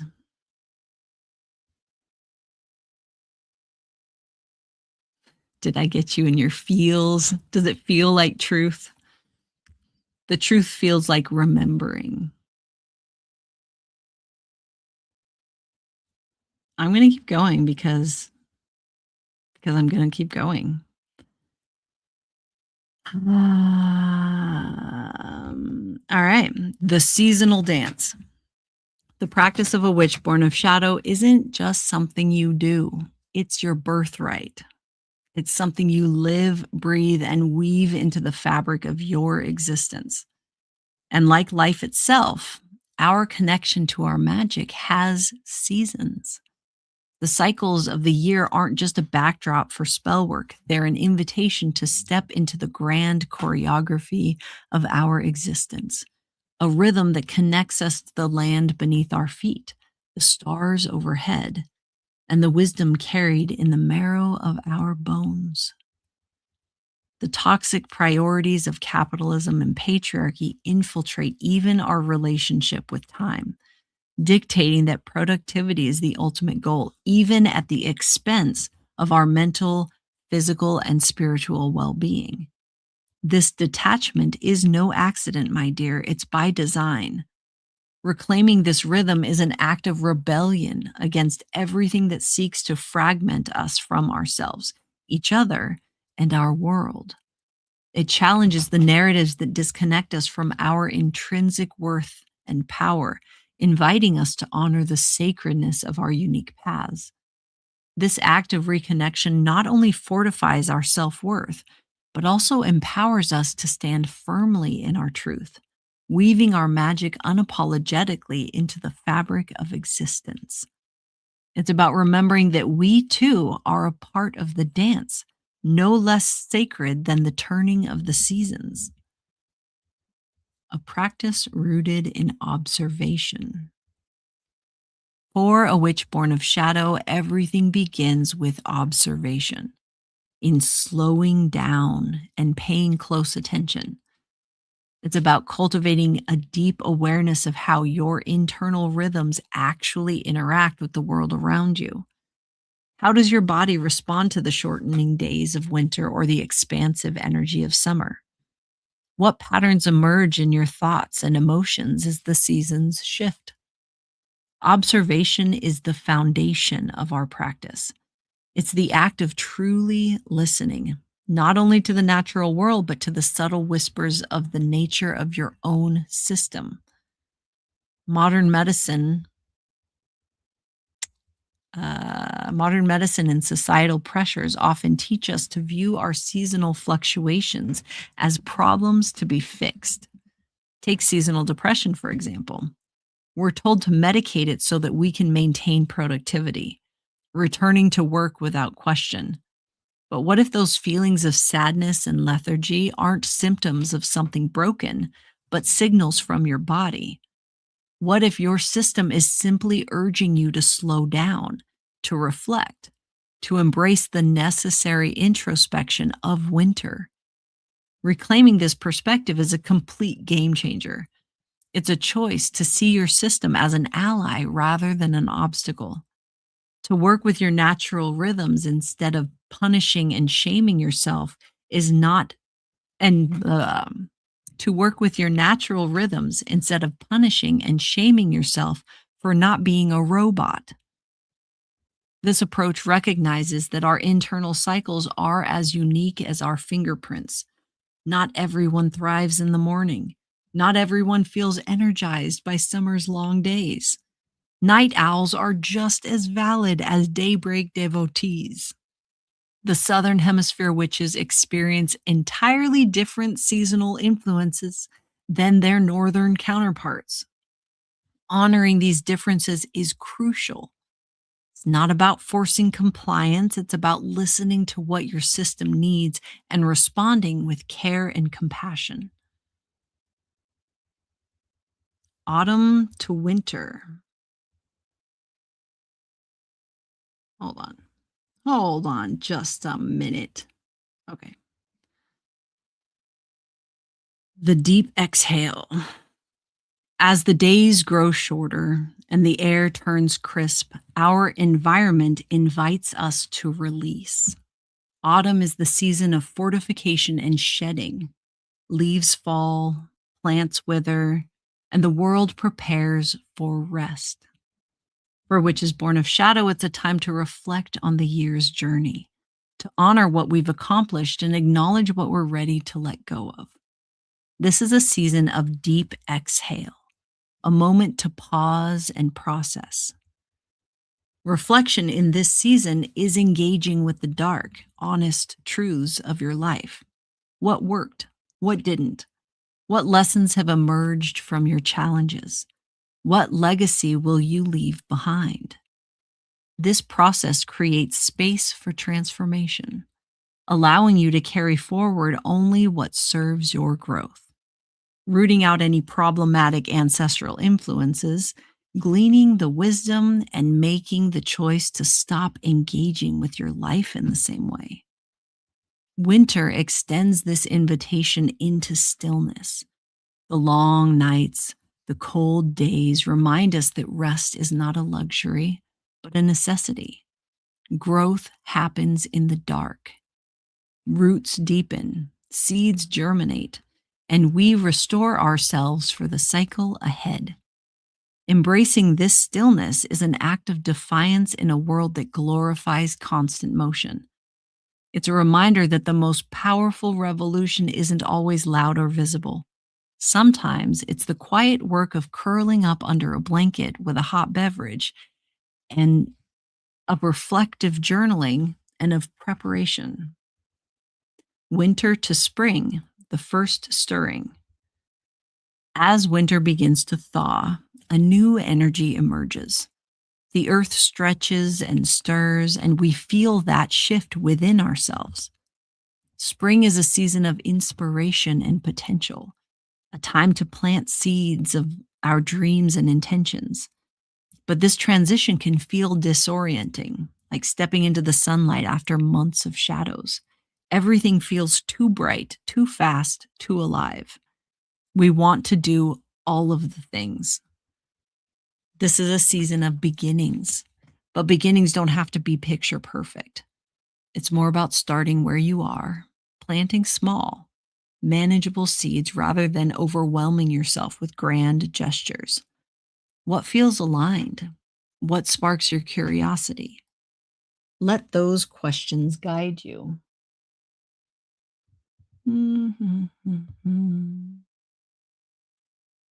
Let those questions guide your actions as you gently step into the intense energy of renewal. Spring reminds us of the power of hope and courage. To plant seeds when frost still lingers is an act of faith, a declaration that growth is possible even in uncertain conditions. It's a season of possibilities, one that asks us to trust in the process of becoming. Spring to summer, the ecstatic bloom. Spring's potential bursts into summer's vibrancy, a season of growth, action, and celebration. The seeds you've planted take root and flourish, demanding your attention and care. Summer's energy is expansive, a time to pour yourself into projects, relationships, and passions with wholehearted intensity. But this abundance comes with its own challenges. The fast pace and high energy of summer can feel overwhelming, especially if your boundaries aren't firmly in place. This is the season where balance becomes essential. Without grounding practices, the fiery energy of summer can lead to burnout, leaving you feeling scattered and drained. Celebrate your progress, but don't forget to rest.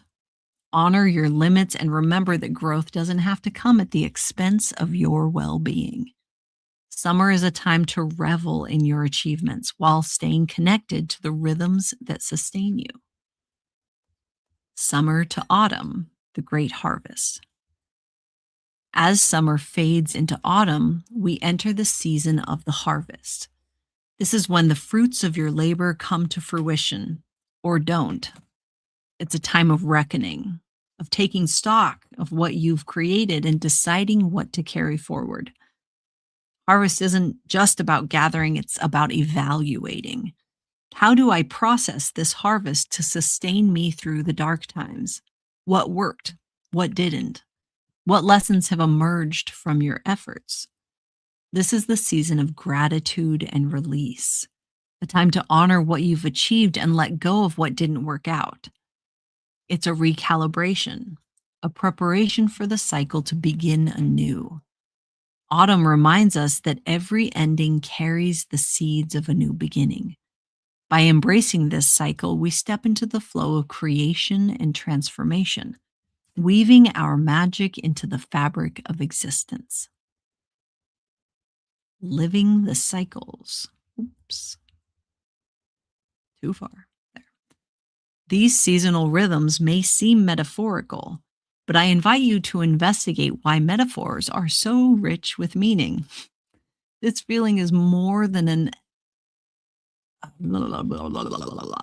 this feeling is more than a concept. It's hinting to us that these are actually deeply rooted frameworks for living. By aligning your ceremonial practices with the cycles of the year, you create a spiritual life that is as dynamic and evolving as the seasons themselves. Your practice doesn't have to have rigid schedules or external expectations. It can be about finding your own rhythm, listening to your system, and responding with authenticity. This approach to magic thrives where intention meets flow. As you work with the seasons, you'll discover that your practice becomes a living, breathing expression of your connection to your incarnation. Trusting that when you align with these rhythms, you unlock the power to shape your life and your influence with purpose and grace.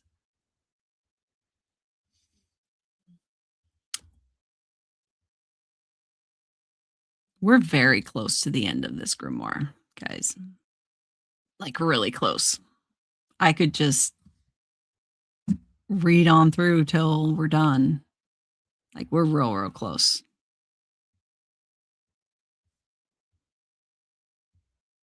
I'm checking in with you guys. You want me to just like do it? Like, let's just do it. Let's just do it. Let's do it, guys. All right. We get to it.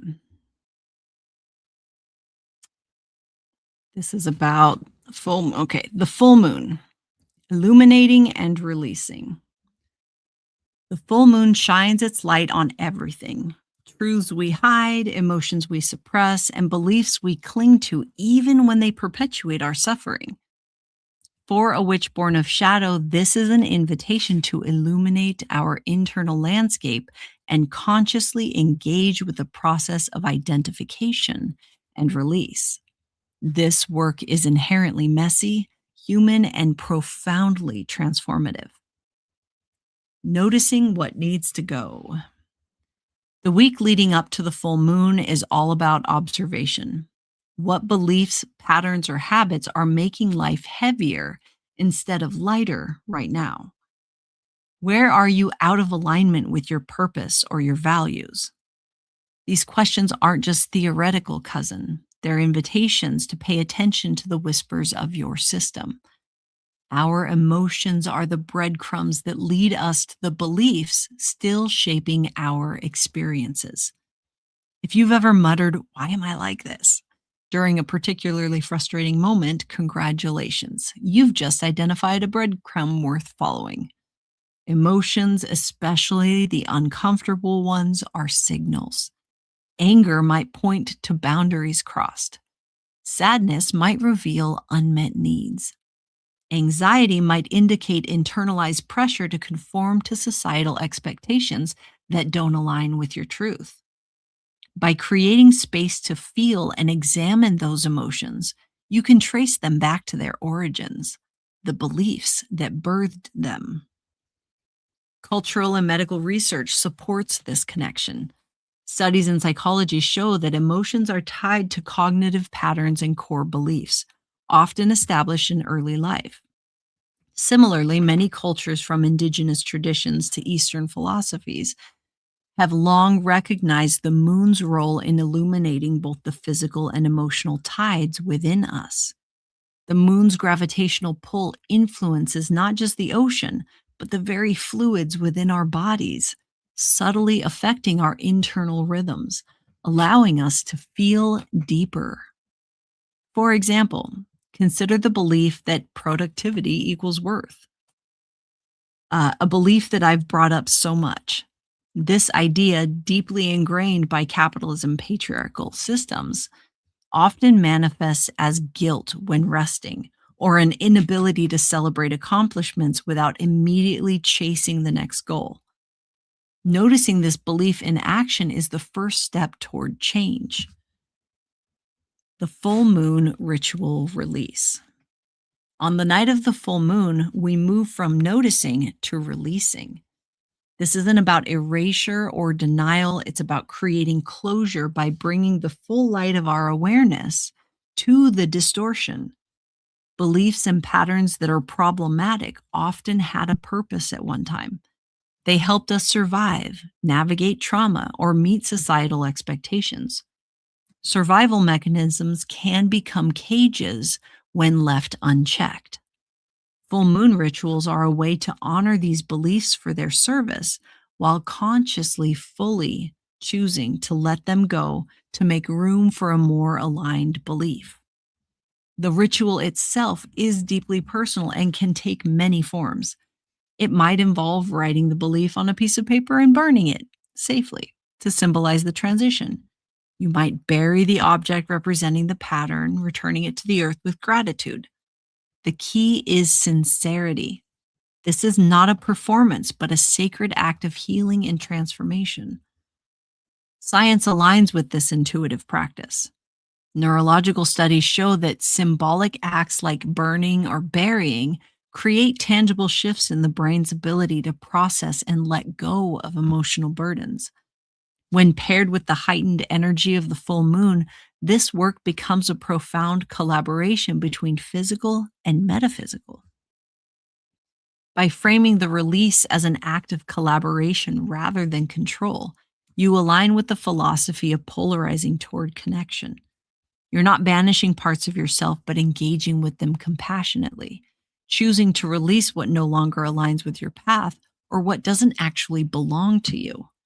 You're giving it back to where it came from. Embodying the release.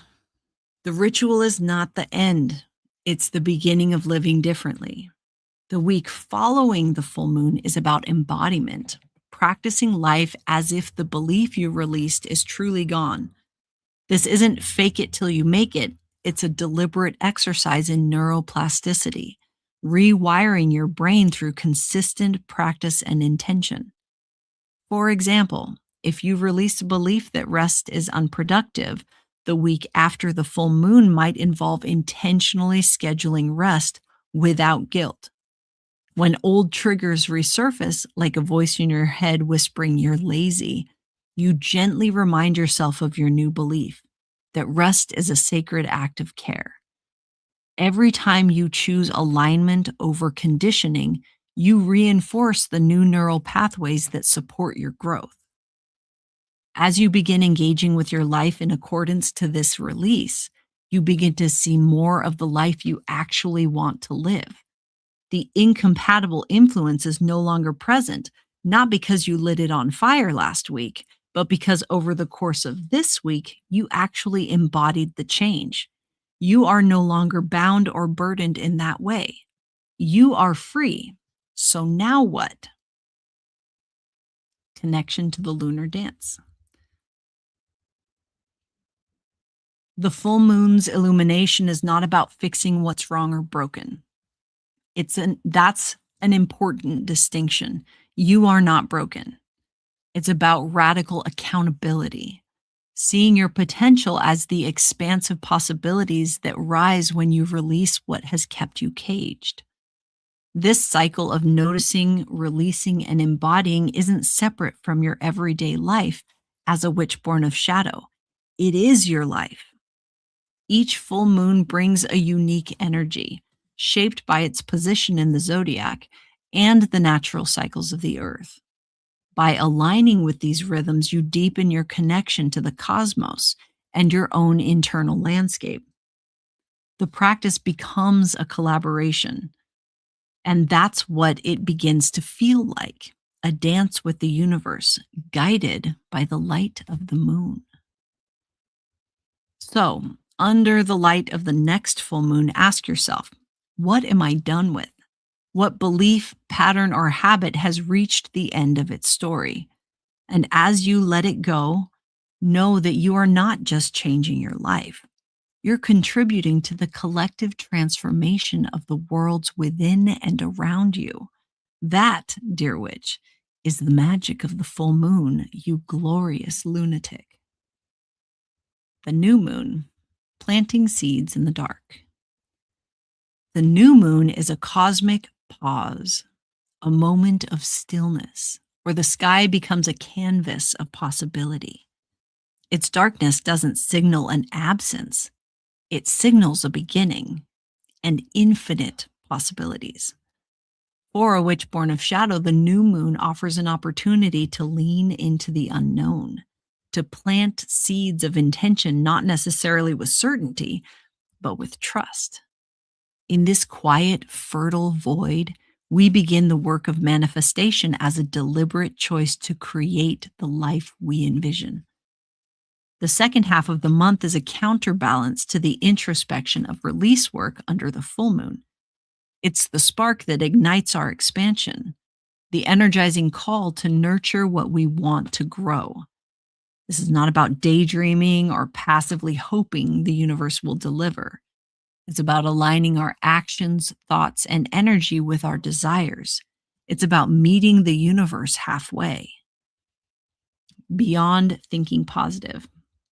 Let's dispel a myth right now. Manifestation is not think positive and wait for miracles. That's not manifestation. It's toxic positivity dressed up in glitter. Real manifestation is active. It's showing up for yourself over and over, even when it's inconvenient or clumsy. It's a conversation between you and the universe. When your intention becomes the language and your actions become the punctuation. Under a new moon, I begin with clarity. The release work of the full moon clears the ground, creating space for my desires to take root. With this clarity, I move into a manifestation ritual that isn't just symbolic, it's embodied. My favorite way to embody manifestation workings? Dance. Manifesting through movement. There's nothing quite like the experience of a ritual rave to pull my intentions from my mind and anchor them into my body. Dancing, for me, is magic in motion. Every step, every sway, every heartbeat becomes an expression of the life I'm bringing into the world, a physical declaration that this is real, this is happening, and I'm ready to do something about it. Science has shown that movement is a powerful way to integrate the mind and body. Neurological studies reveal that dancing can stimulate creativity, reduce stress, and strengthen neural pathways associated with intention and focus. Dance becomes a bridge between thought and reality, blending the tangible and intangible into a single transformative act. For example, if I'm manifesting courage, my movements become bold, expansive, and unapologetic. If abundance is my focus, I dance with openness, letting the music guide me into a state of receptivity. By the end of the ritual, my intentions aren't just thoughts, they're etched into my being, alive in my breath and bones. But I don't practice alone, my friend. In the Spellcrafters Guild, we dance together as a community for our manifestations every month. We have both in person and virtual spaces where our coven gathers to move in unison. Think Zumba for witches. To a specially curated playlist created by a witch whose autistic special interest and synesthesia is in how sound makes us feel and move. Our ceremony is facilitated by the Unbound, who are experts in creating positive containment for the expansion of neurodivergent witches' relationship with their lives. It is a truly indescribable experience if you have no point of reference. Community changes everything. Nurturing intentions. The new moon ritual is only the beginning. Once the intention is set, the waxing moon calls us to action. This is the phase of growth, where the seeds we've planted need care and attention to thrive.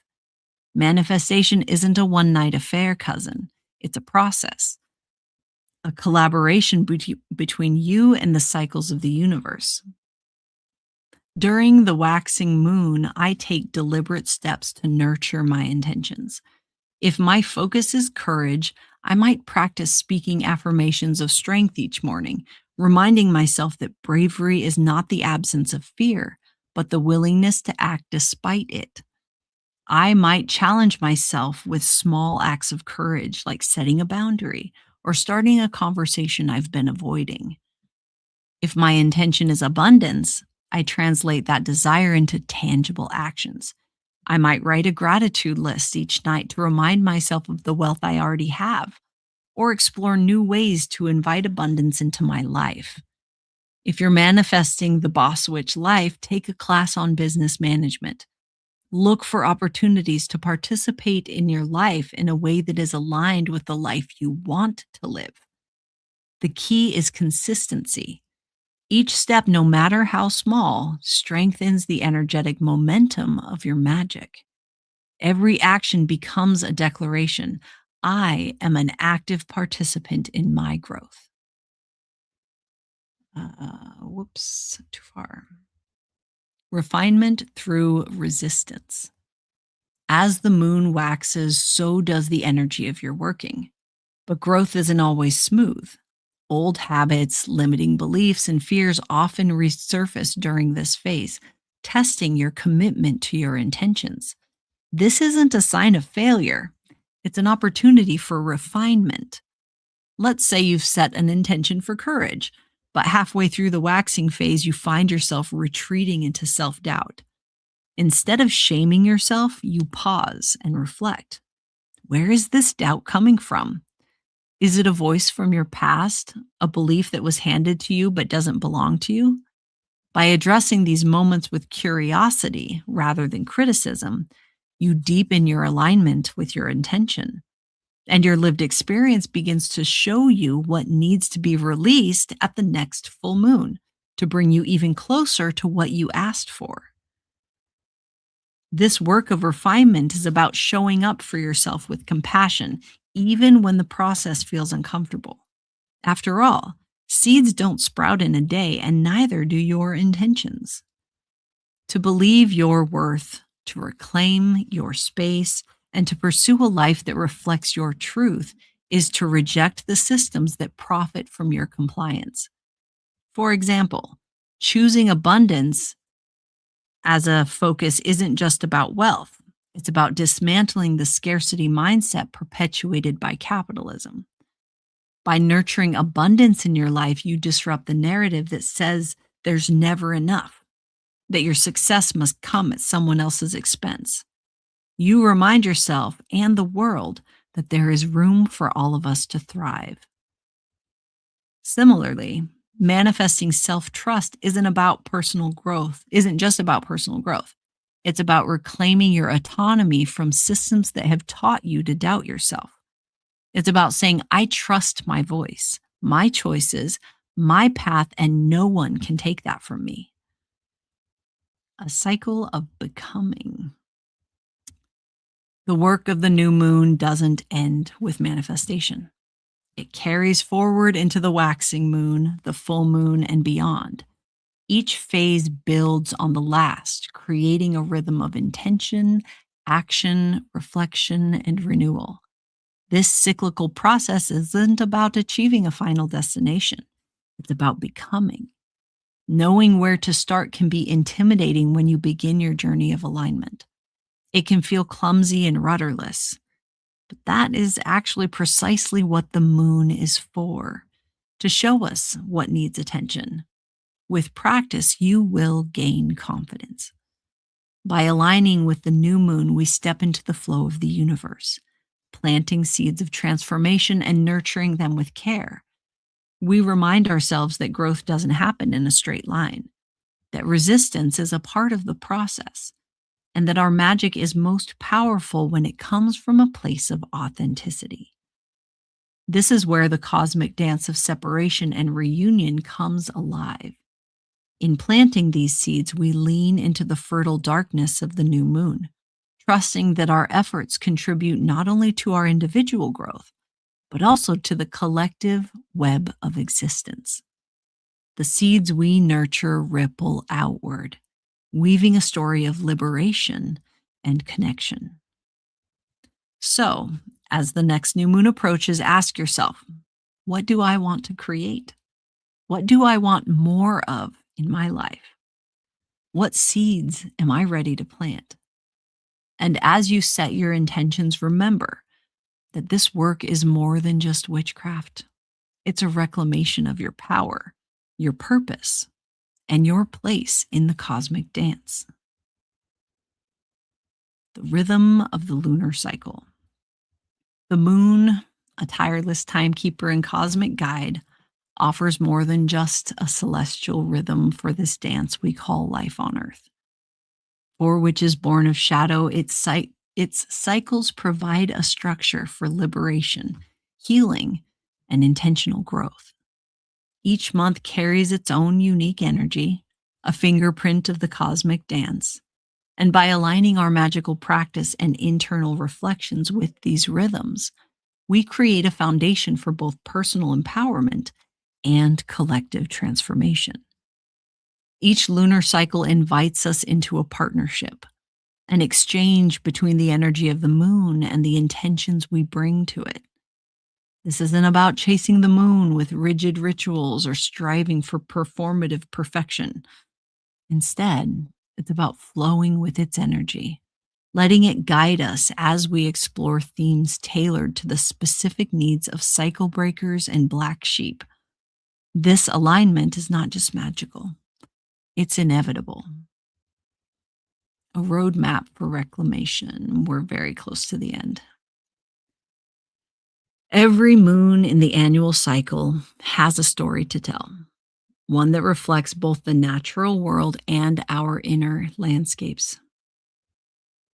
On the path of a witch born of shadow, the curriculum that we use in our initiation process called Foundations.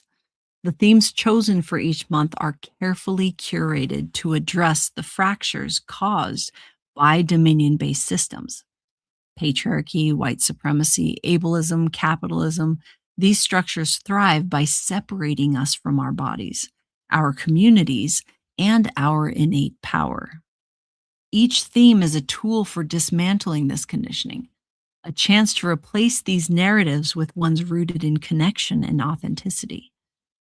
For instance, a summer moon might focus on courage, challenging the fear based narratives that have been used to keep us small and compliant. Courage isn't just about slaying dragons or leaping into the unknown. It's about daring to show up as your full, unfiltered self in a world that demands conformity. This theme might involve rituals that strengthen self trust or practices that celebrate the awkward, beautiful act of trying. Alternatively, an autumn moon might guide us toward abundance, a concept so warped by the scarcity mindset of capitalism. Abundance isn't just material wealth, it's the richness of community, the joy of creativity, and the audacity to believe that there is enough. Enough time, enough resources, enough room for us all to thrive. Working with this theme might include gratitude rituals, collaborative spell work, or small acts of generosity that ripple outward. These frameworks are not prescriptive but adaptive, designed to meet you where you are. They offer a framework for addressing the conditioning most relevant to the energy of that moon and season, creating opportunities to reclaim your agency, your magic, and your place in the cosmic whole. The interplay between the new and full moons offers a dynamic rhythm of creation and release. New moons invite us to explore possibility, to lean into the darkness with trust, hope, and curiosity. Full moons, with their brilliant illumination, invite us to pause, reflect, and release what binds us. Together, they create a cycle of becoming, a balance between the inner and outer worlds, the personal and the collective. This rhythm, release, alignment, manifestation, and refinement is about embodied intentional engagement. It's about showing up month after month and choosing to be an active participant in your life and expansion. Whether your practice is elaborate or simple, whether you're dancing under the moonlight or lighting a single candle in quiet reflection, the magic lies in your decision to participate. For neurodivergent practitioners, this flexibility is vital. The lunar cycle provides structure without rigidity, a container that adapts to your needs rather than demanding conformity. Some months you might dive deeply into a ritual and reflection. Other months you might simply acknowledge the moon's presence and take a moment to breathe. Both are valid. Both are enough. The infinite cycle. One of the most powerful aspects of lunar work is that it meets you exactly where you are. There is no perfect starting point, no right phase to begin. Whether you're stepping into this practice at the height of a full moon or the stillness of a waning crescent, the cycle welcomes you. This is not a linear process, it's a spiral, a continuous unfolding that offers endless opportunities to engage, learn, and grow. Starting where you are requires courage. It means letting go of the need to have it all figured out and trusting that the cycle will guide you forward. This bravery, to begin without certainty and to engage without perfection, is transformative in and of itself. It reminds us that magic and power are not necessarily about outcome, but about the process, the presence, the willingness to show up for ourselves and our lives. An invitation. You've made it to the end of this grimoire, or perhaps more truthfully, to the threshold of something far greater. What comes next is entirely up to you. You could set this book down and let it become just another flicker in the long string of things you almost let change you. You could file it away under interesting but impractical and go back to pretending you don't hear the hum of something deeper calling your name. You could choose to ignore the way your hands have itched to carve something real out of all of this, the way your mind has spun with possibilities, the way something inside you has stirred that cannot be unstirred. But we both know that that's not who you are. You wouldn't have made it this far if you weren't searching for something, if you weren't already on this path, whether you realized it or not. And now, you know you're not walking it alone. The choice isn't whether or not you belong, because you always have. The choice is whether you will step forward. Let's pause here for a moment, because we know this isn't easy. For those of us who have spent our lives on the fringes, neurodivergent, queer, disabled, forced open by trauma and rejection, the idea of reaching out is laced with risk.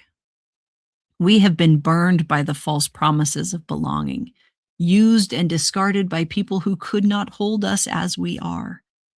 Some of us have never known what it's like to feel safe in community. So if you feel that pull and it scares the hell out of you, know that you are seen. We are not here to push you. We are not rushing your decision. The timing of your journey is yours alone to choose, and we trust you to know when you're ready. And when that time comes, we'll still be here. We've been waiting for you. There are others scattered across the world, hidden in plain sight, waiting with the patience of those who have always known that one day you would come looking. We are the Spellcrafters Guild, a non-hierarchical coven of witches dedicated to creating systems of mutual aid, education, and rehabilitation for those who have been marginalized by the influence of capitalism, patriarchy, and all the forces that would rather see us small, ashamed, and afraid. We founded a matriarchal church with international connections. Each of us carries medicine drawn from the ancestral lines that flow through our blood, our bones, and our spirits. Each of us walks this path in our own way, guided by the unique giftings that make us who we are. There is no one right way to be a witch. There is no single tradition that fits us all. Only the knowing that our magic is real, our power is needed, and our hands are meant to weave something better than what we were given. And so we build together. If you are ready, truly, sincerely ready, to take what you have read and turn it into something tangible, something practiced, something lived, then you will find us where all exiles eventually find each other, at the edges, in the wild places, in the cracks where something new is already growing. The path continues. At brightanddark.org, you will find the resources that are already waiting for you. Workbooks to guide you deeper into practice. A growing community of witches who have walked this road before you. The app space where we gather, teach, challenge, and support each other. And for those who feel the pull of something greater, for those who understand that this magic is best wielded not alone, but together, know that there is a coven where initiates step fully into what they were meant to be. The time of choosing. The world is shifting. You feel it, we feel it, and those who have worked so hard to see us small, quiet, alone, they feel it too. The era of the lone witch, locked in secrecy and solitude, is unraveling. What was stolen from us, the knowledge, the connection, the power of shared practice, is being reclaimed, piece by piece, name by name, choice by choice. The reunion is at hand. The truth is, This has never been a path you were meant to walk alone. You were always meant to find us. So now, as you stand at yet another threshold, the door is open. What happens next? That part has always been yours to decide. And until we meet again, I wish you many blessings, bright and dark. Ta-da! That's all, folks. We have made it through the Grimoire for the second time since January. And that means that this is going to be the last Wednesday that we get to get together like this. Mwah, mwah, how does that feel? That also means that I get to take this time and energy and invest it back into the community that this grimoire was built, written to support.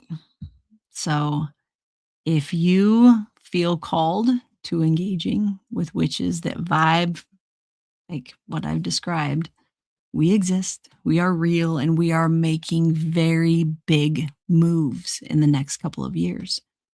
And we need more witches. Our coven is recruiting, but it is going to take work. We have an initiation process that takes 13 months. There's a reason why it takes that long. This initiation process is endorsed and supported by psychologists, by medical professionals, by educational professionals. This is an initiation that you can involve your therapist in, and they will understand what it is that we're working on. This isn't secret knowledge. This is wisdom applied in a very specific way. So if that sounds like something that is important for you, the autumn enrollment for our autumnal class is open now. It starts in September, and we only take witches through seasonally. So you sign up now so you can get into that autumnal class. Space is limited because the intimacy of these groups is really important. If you have any questions at all, or this is interesting to you, the Unbound are starting to have open, what are we calling them? Resonance calls, where once a month we invite anyone who is interested in initiating into our coven to come and ask us questions for us to be able to see if you're a good fit for what we're doing. Because again, we are collectively making big moves. That's kind of what we do. So if you're ready to do something about it, to actually make change in this world, then we're ready for you. Like not only are we ready for you, but we have prepared for you for a long time. All right. I think that's it. You guys have a great rest of your day. I will see you, I think, on Friday. Well, I'll see the guild earlier than that. But on Friday, I do a daily divination ceremony, so you can join me then. I think that's it.